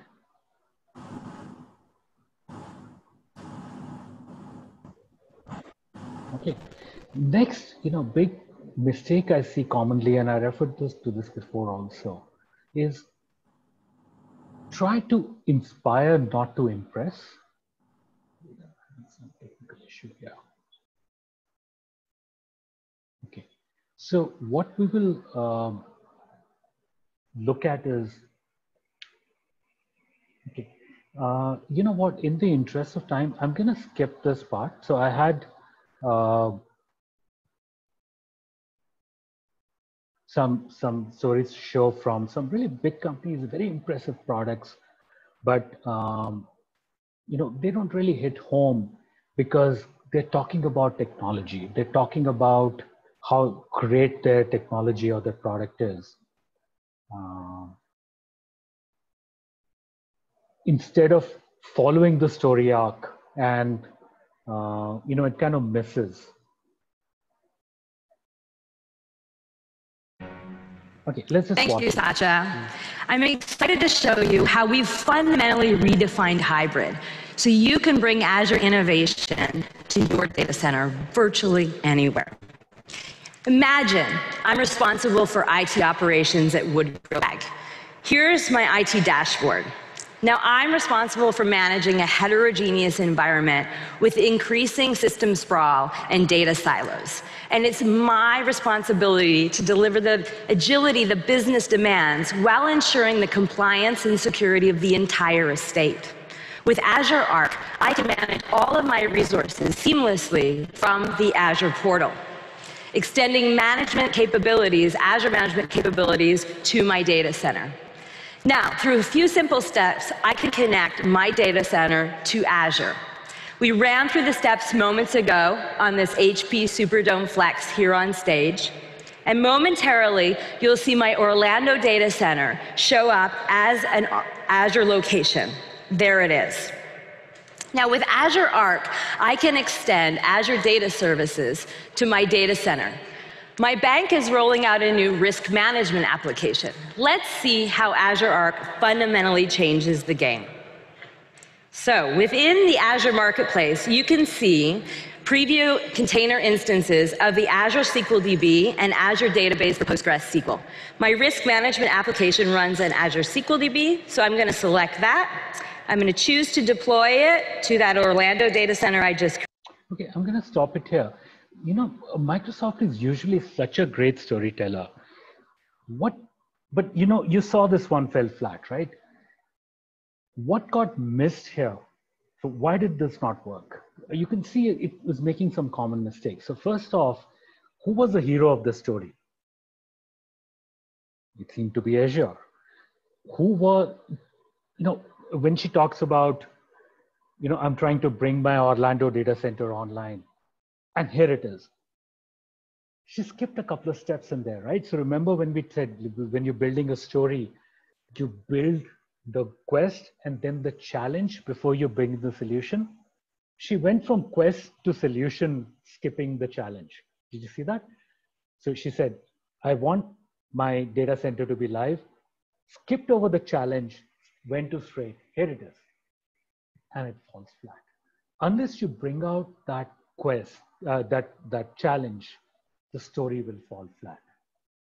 Okay? So the two big things: make the user the hero and bring out, follow the recipe, guys. It's like if you bake a cake and you miss a step of, I don't know, I wish I knew how to bake a cake, but if you miss a step, it's not going to come out great, right? And I've seen even the best companies do this. So I'm going to skip over this one. Let's see how a great demo is done. Okay. And this is with a drone. Now, drones are ordinary today, right? But what I want you to do is look at the audience reaction. When is it the last time that you were giving a demo and you got an applause? That is the power of an amazing story. Watch for that. Watch for the audience reaction. The Spark in my hand, and I press the power button twice. Spark starts looking for a pilot, and now that it recognizes me, it will automatically take off from my hand. Within seconds, I can get the Spark in the air. Now, it's fine, but I need to control it. I want to angle it around to get just the right shot that I want. So to do that, we designed an interface using the simplest control interface that we could think of. And it's not your smartphone. Take a look.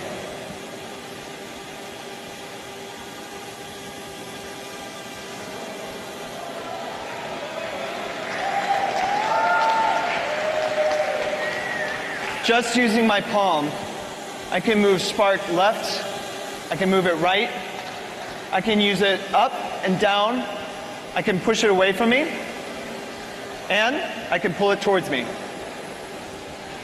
It's that simple to control, and it truly feels like magic. Now, within this range, I've got about 3 feet between me and the Spark, but that doesn't show the epic perspective that drones are known for. So in order to get that perspective, I'm going to tell Spark to fly a little bit further away from me, and I'll do that by waving.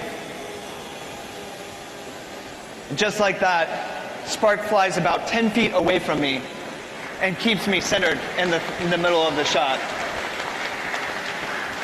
It's fantastic. So I still want to be able to control my shot. This is maybe not the best background. I want to get those chandeliers captured behind me. So I'm just going to move. And Spark is actively tracking me as I move around so that I can choose the right scenery behind me. All right, this is the shot I want. I'm going to take a picture just by doing this. Just like that, I've taken a picture. From takeoff to taking a picture, it's seconds. Now, I can still bring it back and land just by waving. This is using gesture control from start to finish to control the Spark's flight. And I'll land it just on my palm.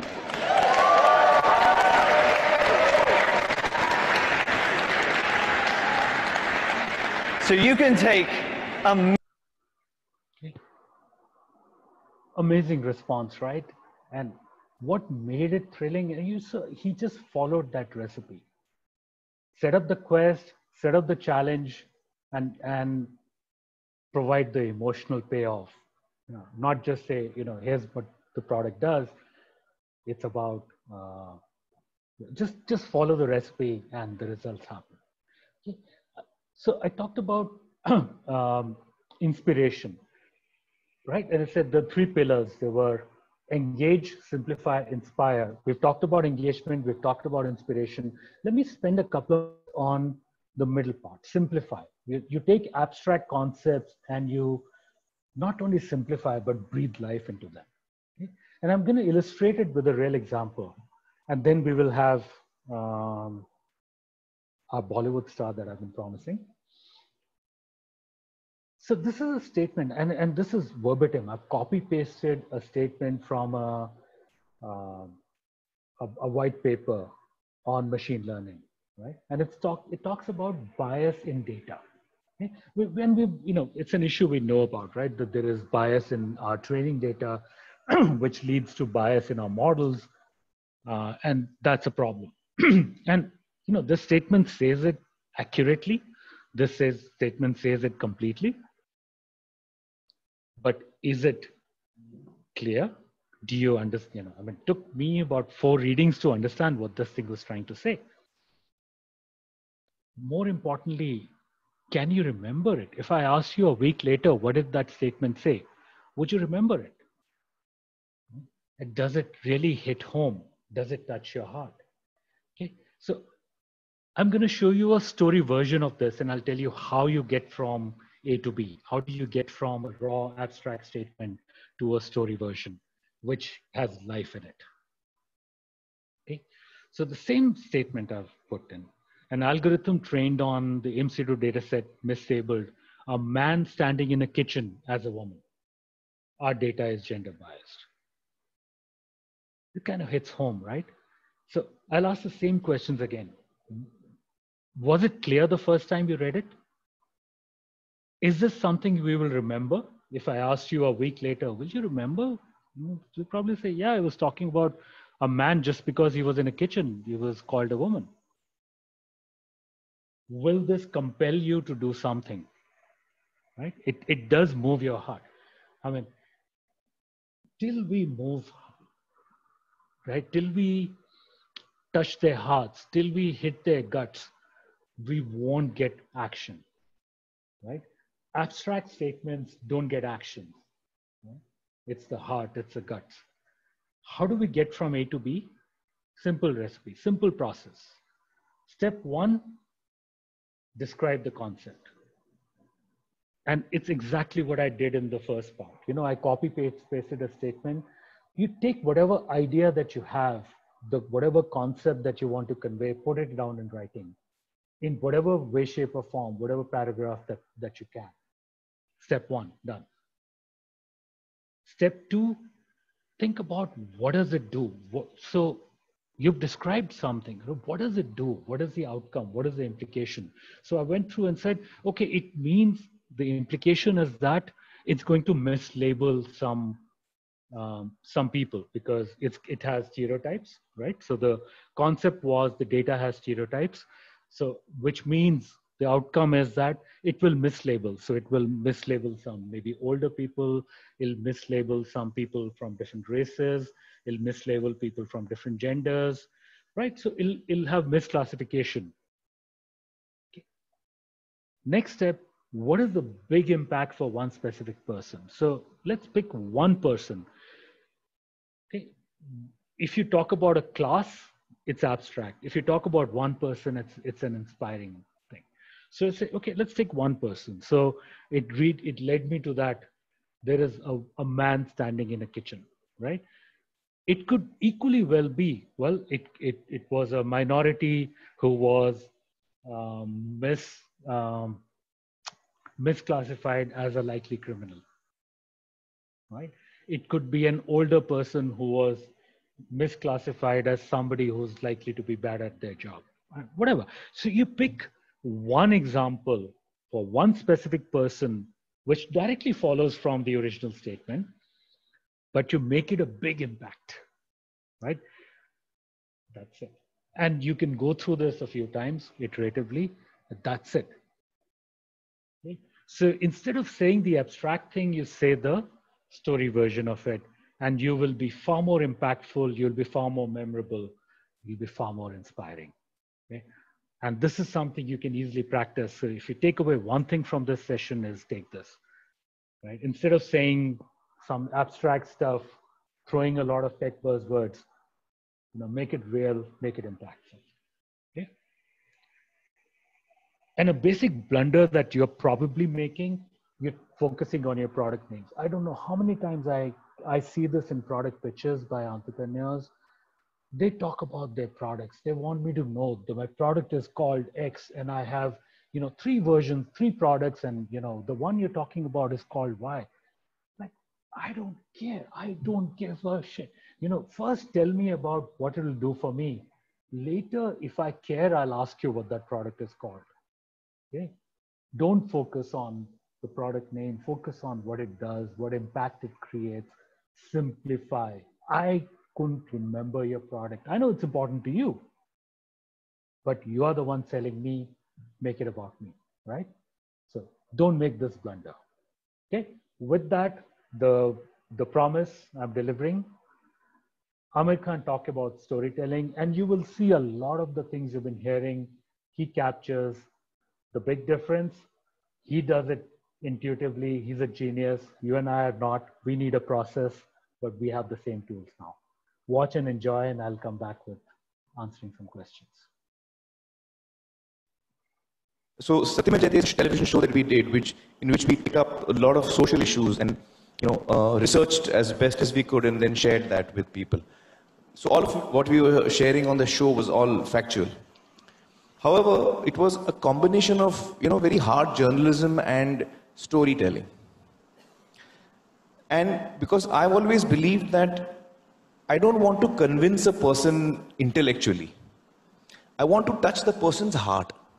I want to change how you feel internally about something. I want to touch you, in very, on a gut level. So I'll give an example. The first episode we did was on female feticide. Now, when I start the show, I don't say that, welcome for the first episode and today we're going to talk about female feticide. I don't do that. Because I'm willing to bet that the moment I say today we're going to talk about female feticide, that's when you'll put the TV off. So instead, I start by saying that, I often ask people, who's the most important person in your life? And usually people say, it's my mother. And there's a very good reason for that. And then I speak about motherhood and how each one of us is so deeply and strongly connected with our mother. I talk about my own mother. And I bring you into this emotional state where you're also thinking about your own mother and how important it is to you. And then I say that, but how are we treating our mothers today? Let's take a look, let's meet a mother. And we meet our first guest of the show, who's a lady who's been through 6 abortions in 8 years. Now, I'm not calling her a Mahila. I'm calling her a mother. So the way you see her will change dramatically. I've brought you emotionally into that stage where you're thinking about your own mother. So this is the storytelling part of it. Is the facts of her story accurate? Yes, totally. But I've prepared you emotionally to receive it in a different way. So you're now engaged in watching what is happening to a mother. And therefore you're reacting like that. When we, and often our audience, there was a live audience in our show, they never knew what the topic was. So I remember one of our topics was domestic violence. And our audience was all male. And I started the show by saying that, today we have all males in the audience. These are the bodyguards of society, the people who look after us and all. So they were quite thrilled. They didn't know what was coming. And then I said, where do you think our women are most unsafe in society? So each one of them gave me their opinion. They said, at night, raat ko, sunsan, gali mein, they're not safe. Sometimes in public transport, they get teased, etc., etc. So they give different examples of where women are not safe. And I said, even I thought that. Even I thought that. And I have not exposed the topic yet. I said, but how do you find out? So I told my team, go to the nearest hospital and see the women coming in, because a woman who's injured will go to a police station and to a hospital.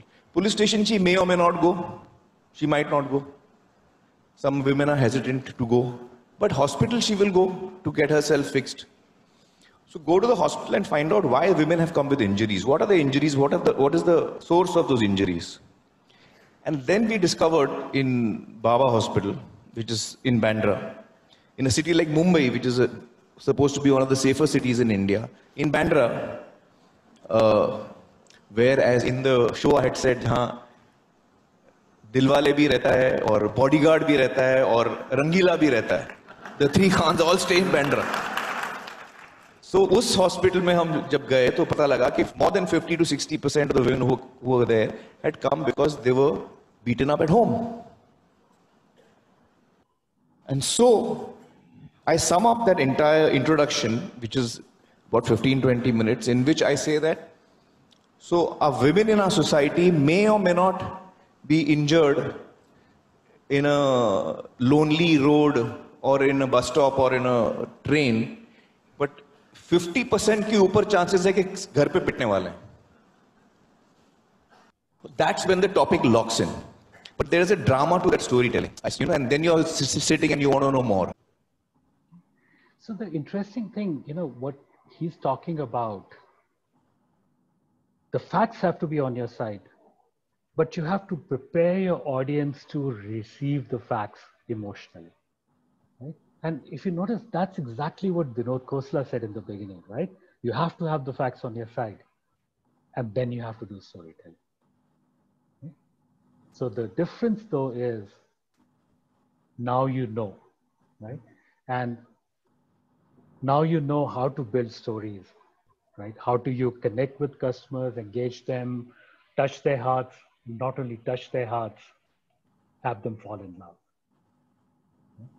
So with that, I'll open it up to questions. The two things I'll say, you know, I'm sharing that link again in case you want to get in touch. We will have a mail go out. Ankita, you know, again, we can send a mail to everyone with a link to the form. I know some of you had problems accessing the form, as well as, you know, these other links. And of course, there's a recording available. What I'll urge everyone to do is practice. Like any good skill, unless you try it out and practice, you will not be able to, you will forget. There's a big decay. But if you apply it, this will change the complexion of your business.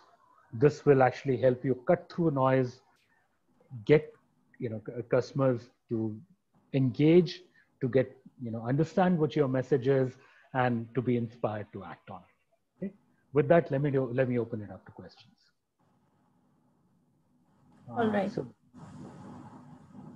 Subinder, so you would want to see the questions, or shall I? Yeah, let me do that. Okay, so what percentage of B2B sales can be attributed to heart? And so there's a question from Rohit Nagpal. Okay, guys, I will stay on. We might run out of time, but I'll stay on extra to answer questions. You know, we have about 10 minutes to go, but I'll be available longer. So first is, what percentage of B2B sales can be attributed to heart and what to data and logic? So, you know, here's the thing. Every sale is really made in 3 places, actually 4 places, but let me just talk about it. So it's not an either or question. It has to be all of the above. They're made in data and logic, which is absolutely required. They're also made in the wallet, right? The customer will check their budget, their ability to pay. They'll check ROI. They'll do the financial questions and the diligence. These two we understand. The two we don't really understand very well. The sale is also made in the heart. It's not, you know, if I go back to what Zig Ziglar said, right? It's, there's a need and there's a want, and both have to be satisfied. So 100% of the sales have to have a logic part to it, and 100% of the sales have to have an emotional or heart part to it. And then there's a fourth element, which is what I call the gut. I have to understand what you're selling me. Sometimes the product is very, very simple. Very often it's very complex. You have to simplify it, because unless it's in the gut, you know, the conviction doesn't come. Like all good managers, all good business people will tell you, I make decisions in the gut. Now, gut is an amazing, you know, organ. It is, it makes very fast decisions. It makes very complex decisions, but it is a very low bandwidth channel, which means you have to send very simple messages to the gut. That's why when I talk about storytelling, I talk about engage, get their attention, simplify, get their gut, inspire their heart. Okay? So it's all of the above. Next question is, in a single B2B sale, what percentage of the reason can be at? So it's the same question. So final decision taken by a CFO and CEO. Yes. So you have to give, you know, the financial justification, but, you know, in most cases, the decision is made and then it's justified with data. Decision is really made on the basis of data. So you know, you need to give data, you need to give inspiration. The mistake that very often I see is that people try to lead with data. No, data is a rationalization. So it comes after you've made a decision to buy. Then you say, you know, okay, I want this product. Now I want to make sure I don't make a stupid decision. Okay. It's never, okay, logically I need this product. Let me see if I like it. That's very rare. Okay? So it's heart first, logic second. And then in the more advanced sections, we even talk about, when I do those engagements, we talk about how do you engage different stakeholders in the organization. So for example, you have, like you mentioned, you have the CFO, you have the CEO, maybe you have the CMO, you have the CIO, right? And then you have the actual user. You might even need to convince a developer who's going to integrate your product. How do you engage and convince all of them? Because anybody can kill your solution, right? And it's just like in a movie, you have, different characters. How do you engage? How do you build a story so that they all get engaged? Okay? Can we build a story when sending email to a large group of people about a new solution? And we want to generate interest. So the question is, can we build story in an email? And the answer is absolutely yes. In fact, if you're not telling stories in an email, you will have a very poor response rate. I think the question also hidden inside is if there's a diverse group of people. So, one principle of email marketing is you do targeting. One principle of marketing in general is you do targeting, and you would have seen why. Because when you're telling a story, you're telling it to an audience. Okay. So you need to have a unified story for the audience. So you segment your emails, you send different emails to different segments. Okay, but also the bigger question is when you're building your strategy and you have a diverse set of audiences, one of two things has to happen. Either you need to narrow down your audience, which is what you need to do with your strategy, segment, target, right, narrow, or you need to build a story which is more general. Okay.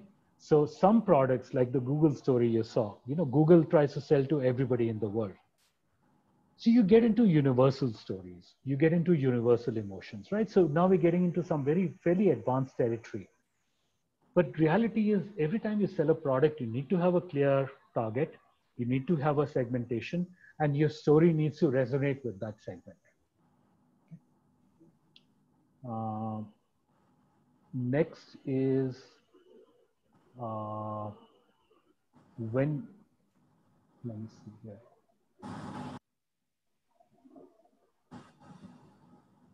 Okay, next is share your screen. Okay,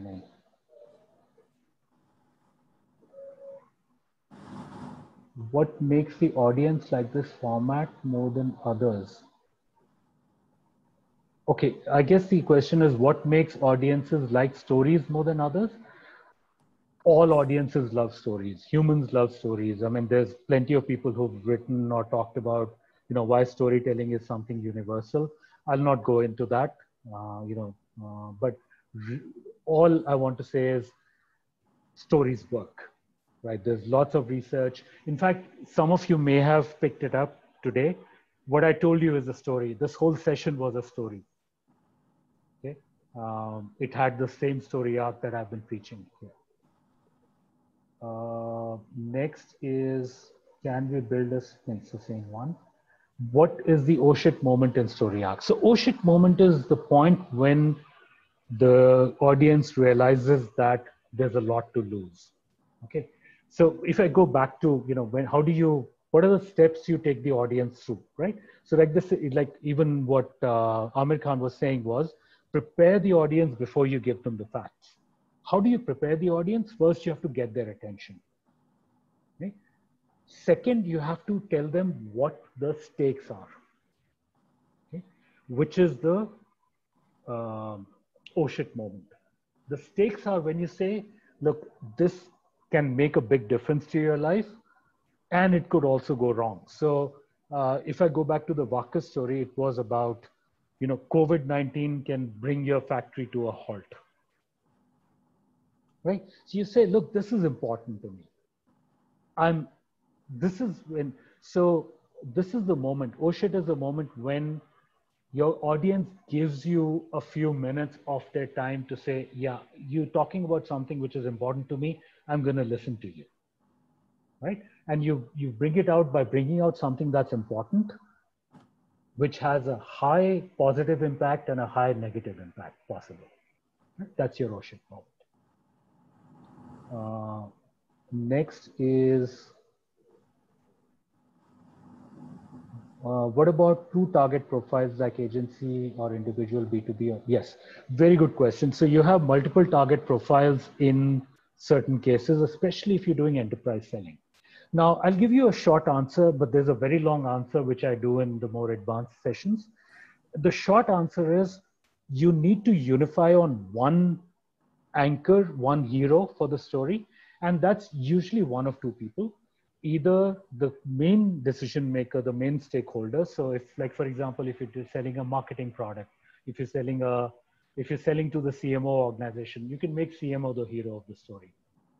The CFO will align with that. The marketing person who's the user will align with that. The IT will align with that, because they're all finally here to support the CMO. So the main stakeholder could be the hero. The other one is their customer. So you could make, if you're selling into a B2B organization, you're selling B2B, you're selling into an enterprise, they have a customer, make that the hero. And everybody in the organization is aligned to serving that customer, right? That's the short answer. Longer answer is, there are no answers. And sometimes you want to make multiple heroes, because, and then you write a story like, there are some of these stories which have more than one hero and they all go together. An age-old story, Sholay had two heroes, right? And they had two story arcs, but they coincided. You can write a story like that. It's more complex. I would not advise it. But simple answer I've given you. Could you elaborate on Q2, understanding your target customers? Okay, why is that important? If you don't understand your target customer, you don't have a story. You don't have the beginnings of a story. Who are you telling your story to? It's your target customer. How do you make a story which is interesting? You talk to that person. You are making the story relatable to that audience. If you don't know who it is, if you don't know anything about them, how can you make a story, right? So you have to tell a story to a certain target profile, and your hero has to match that target profile. And this is marketing 101. If you don't know who your target audience is, guys, go back to the drawing board, please. Let's not even spend more time here. Okay. Any tool to create animated story video? There's plenty of tools. I don't, that's not my forte. I'll not go in there. I do work with an agency, a very good agency, to build animated videos. So anybody who has a video requirement can get in touch. We try to do that. But there are plenty of tools. I'll not get into that. That's kind of off topic here. Then, okay, thanks. That's not a question. Guys, I have a quick cut. Okay, recording. Yes, there will be a recording available. How much good communication is important for After Story? What are the parameters? Okay, I think the question is, do we have to be good communicators to tell a good story? Short answer is no. Short answer is no. In fact, I didn't use it today. I used an Elon Musk video where he just makes all the mistakes that, I mean, if I spoke like that, I'd be ashamed. He's fumbling, he's stammering, right? He's giggling, and he's still amazing. He's got this awesome connect with the audience. People are just following along. It's not about being polished. It's about telling a good story. And what I've talked to you today, what I've spoken about today is what makes a great story, right? You do that, the communication will take care of itself. What you gave 4 points for question number 10, please summarize it again. So question number 10 was the happily ever after. The 4 points are, you need to resolve the question. You need, there was a problem or a challenge that we set out to solve. You need to solve it. That's number 1. Number 2 is there needs to be an emotional payoff for the hero. The hero has to feel like, feel more confident, feel happy, feel something because of having solved that challenge, the emotional payoff. That's number 2. Number 3 is there has to be a reward. A reward can be, I got I won new business, grew the business. You know, in romantic movies, it's usually the kiss at the end. That's the reward. And the fourth is you need to change the world. You need to make the world, you know, there's a world a better place. So like I say, Ramayana, if Ramayana is such a great story, right? And when Ram defeats Ravan, that's the ending, but that's not really the ending, right? That's only one of the four. There is also that, you know, the transformation of the world, which is Ram Rajya, right? That's what I'm talking about, the transformation. That's number 4, right? So it's the 4 I talked about. And if you still want to know it, go back and watch the recording. Answer live, can we get the presentation deck? No, but you will get the video, which is better. How do you adjust your storytelling based on the target audience?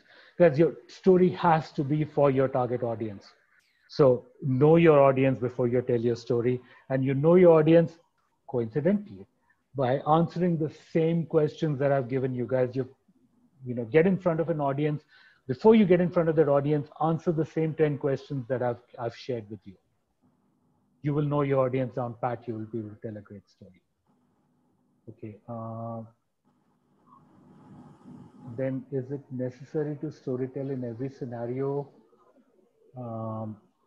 Okay, so the question is it necessary to tell stories every time?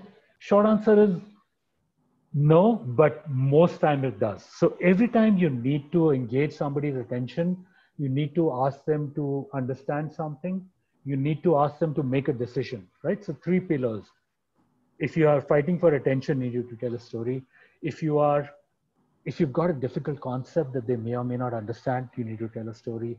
If you want them to get inspired or act, tell a story. If you're just giving straight information that they already want or need, you don't need to tell a story. Okay. Thank you. Okay, that's not a question.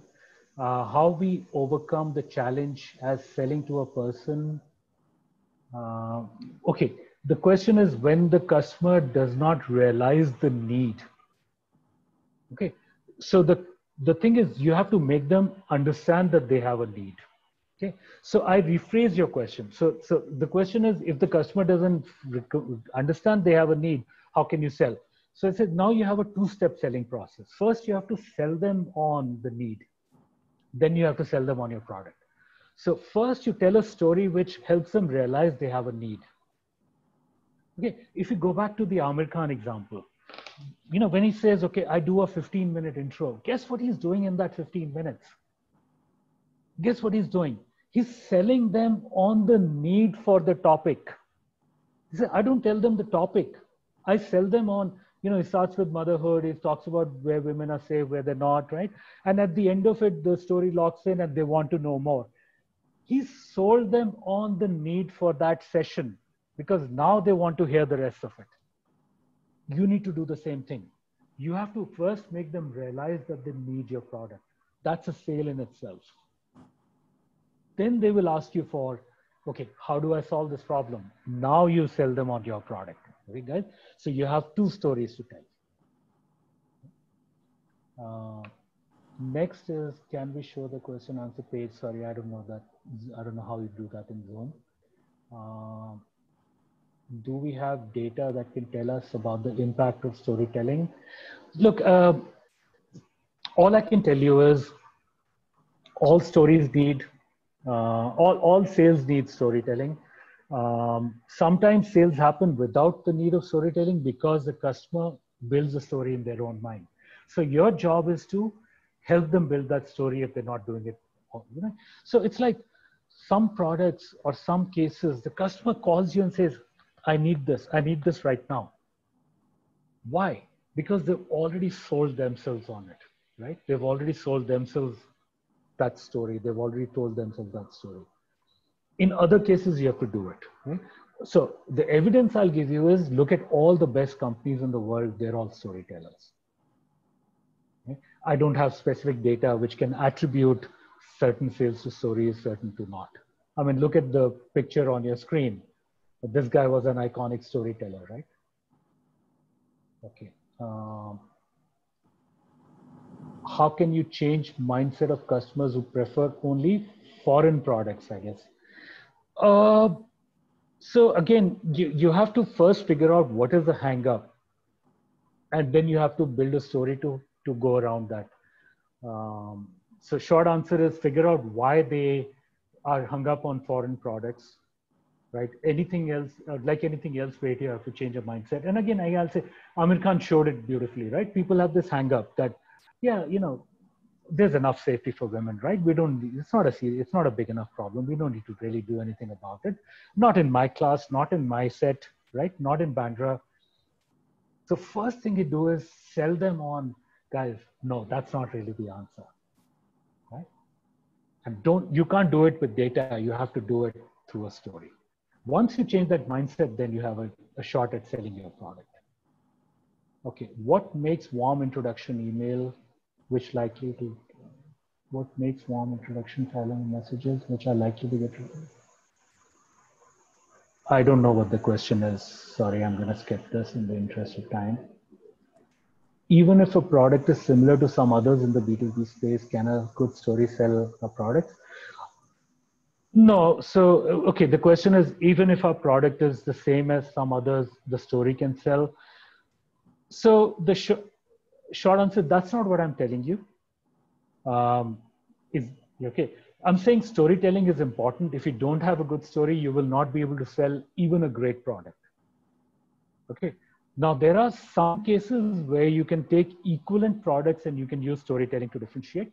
That's done all the time in CPG industry. That's done all the time. I mean, Nike is such an amazing storyteller. It's not that their products are necessarily better. You know, there's a lot of other companies who have similar products, but you know, Nike sells a whole lot better because of better stories.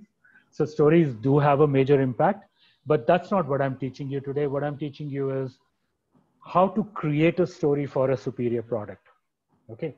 In fact, one of the things I do when I'm looking at companies who want to build better stories, one of my filters is, do they really have a better product? If they don't have a better product, you know, I've learned I refuse to work with them, because you can't sell a product which is not inherently good just by telling a story. Okay, but every product has certain differentiation, and a story can bring that out much more clearly, much more starkly, and sell the product better. I hope I've answered that question. How to make sure that messages does not get lost in the story. So how do you make sure the message is not lost in the story? Well, if your message is central in the story, it will not get lost. If you're telling a story for the sake of selling a story, you'll lose your message. If you build a story the way I've talked to you about, the message will come out loud and clear.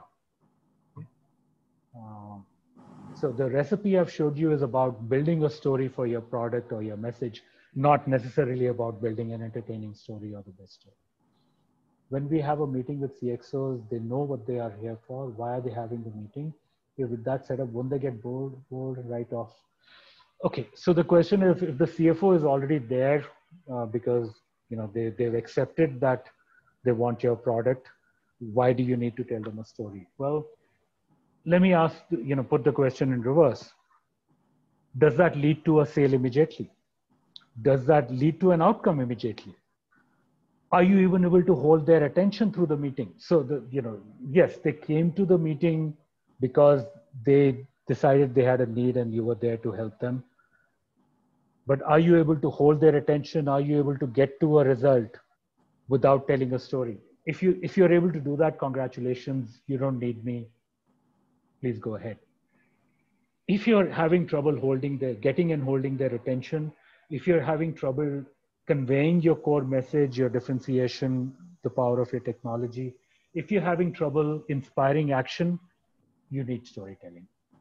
I hope that has answered your question. Selling your theme or dream.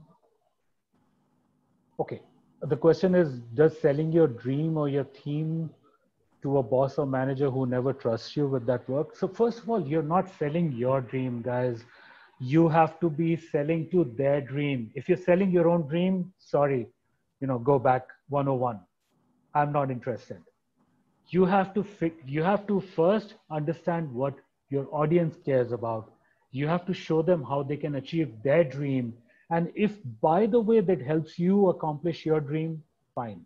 If not, too bad, right? Nobody has a responsibility to helping you achieve your dream. If that's your problem, that's your job. All I'm giving you are tools to help you succeed by recognizing what your customers' needs are and what their dreams are, and hopefully helping you succeed by helping your client achieve their dreams. Okay. Next question is, how do we really do this storytelling for educational institute? Okay, so how do we help? I guess the question is, how do we help students become better storytellers while they're students? Okay, short answer is, I mean, at one level, it's the same thing. The techniques are the same, the recipe is the same. However, you know, personally, I've had a challenge because I've found that students don't even realize the problem yet, right? So it's like the classic thing of, you can take a horse to the water, you can even show them how to drink, but you can't make them drink till they feel thirsty.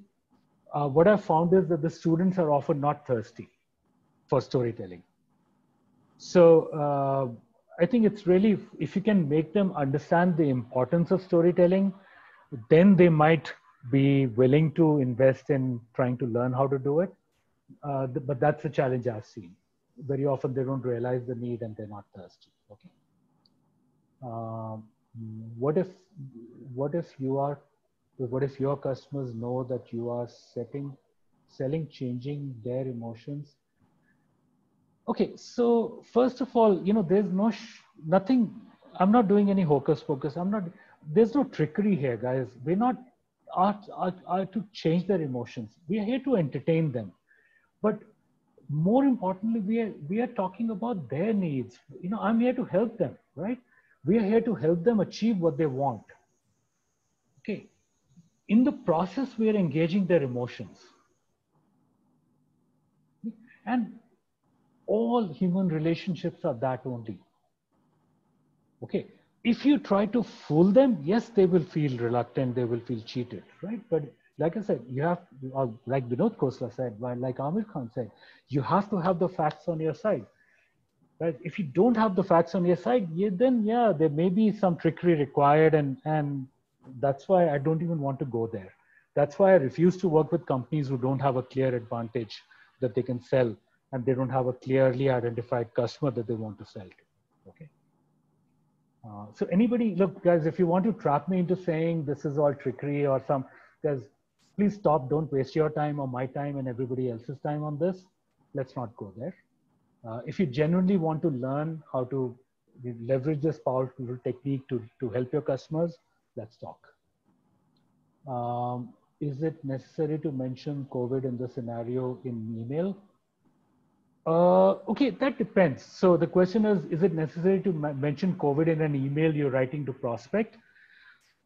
Yes and no. Okay, no, it's not necessary. It is necessary to mention something which will get their attention, which is of interest to your customer, which is topical, which is the trigger to action, right? Remember the question number 1 and 3 on your on that questionnaire that you get, that is, you need to start with an answer to one of those questions. In a lot of cases today, that answer is COVID. Therefore, that's where you start. But absolutely, there are cases where you don't mention COVID. If you don't have COVID in those answers, you don't do that. Longer term, you will not have COVID, don't do that. So it depends. What type of storytelling will be affected through PPT, video, or just PDF? Okay, so now this is the amazing part. The question is, you know, would storytelling change by medium? Short answer, no. All the media that you use, video, email, website, any kind of documents, white papers, they can all leverage the same storytelling technique, right? In fact, when I work with some organizations, you know, we work on a package where we say, okay, you know, your story needs to be told through, let's say, typically 5 things. You need to have it on your website landing page. You need to have it in your pitch deck. You need to have it in your elevator pitch. You need to have it in your lead gen email, right? and you need to have it in a case study, right? Or you need to have it in a demo, right? So pick all those media, very different media, all need a story, right? The message will change slightly, the story might change slightly, but the basic structure remains the same, the basic message remains the same. Okay. How to influence or engage with target CXO of insurance company regularly with you via email. Okay, so the question is relative to CXOs of insurance companies. The answer is exactly the same. You have to figure out, I mean, answer those same 10 questions, guys. Anytime you're preparing any communication, answer those 10 questions. And the answers might change depending on what your communication is and what the objective of that communication is. If you're doing an email, it might just be have the, right? That might be the outcome you desire. And so your answers have to reflect that. If you're doing a pitch deck, then your answer might be have them ask for a demo or have them sell, buy the product. So depending on those answers, your story will change, but the process is the same. The same process, same technique works, regardless of which medium you're using, regardless of which audience, regardless of what objective. Okay. Then we have, how many more questions do we have here? Okay, there are a bunch of questions about the recording and, yes, the recording will be available. There's a bunch of questions about, not questions, comments that I'm skipping about, great session or thank you. I'm just skipping those. What is the storytelling template for cold email? So guys, the same template applies. It's just, of course, you write it in a different way, but you start with same, they grab the attention, how do you get their attention? You lay out the quest, you lay out the challenge, you lay out the solution. Same structure applies. In the first slide, you talked about no need, no want, then a customer view on how to create a need and want for the customer. Okay, so guys, if the question is about if there's no need or there's no want, how do you create a need and a want? Guys, no, I don't know how to create a need if there isn't one, and I'm not going to tell you to go create a need if there isn't one. Okay? So, if there is no need, then don't sell. Don't even try to sell. However, there could be a situation where there is a need, but they don't realize it. Then it's your job to educate them on that need, right? And the process is same through storytelling. Same thing for the want. You know that they will want it, but they may not realize it yet. The process is the same, storytelling. And Amir Khan showed it very, very clearly at the end, right? When he said, look, women's safety is a need, right? And most of the audience wants to, help, wants to protect, doesn't want a situation where women are unsafe. But they don't realize that this is a problem today. So his whole job of the story was to help them realize it first, right? So he could have very easily said, okay, there's no need, there's no want, there's no sale. I'm going to walk away from it. But he would have done a disservice to himself, to the audience, to society, right? Same thing. If your customer has a need, but they don't realize it today, you would do a disservice if you don't go through the job. And that disservice would be to your company, to them, as well as to yourself, right? So you have to go through that exercise of helping them understand that they have a need and a want.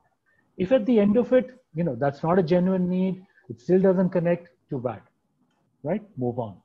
But don't try to push your product where there is no real need, but don't give up if they don't realize the need immediately. Okay. Next is, can stories written over introductory mails be as powerful as the ones which you can render face-to-face? Okay, yes and no. In most cases, no, face-to-face is most powerful. But, like they say, well, face-to-face is most powerful, video or imagery is the next most powerful, and written word is the last. But you know what? The best stories are in written form, aren't they? movies which are recorded, right? They're not live, they're not face-to-face, tell such powerful stories. So I quite, I don't agree that you have to be face-to-face. You can tell great stories over any medium.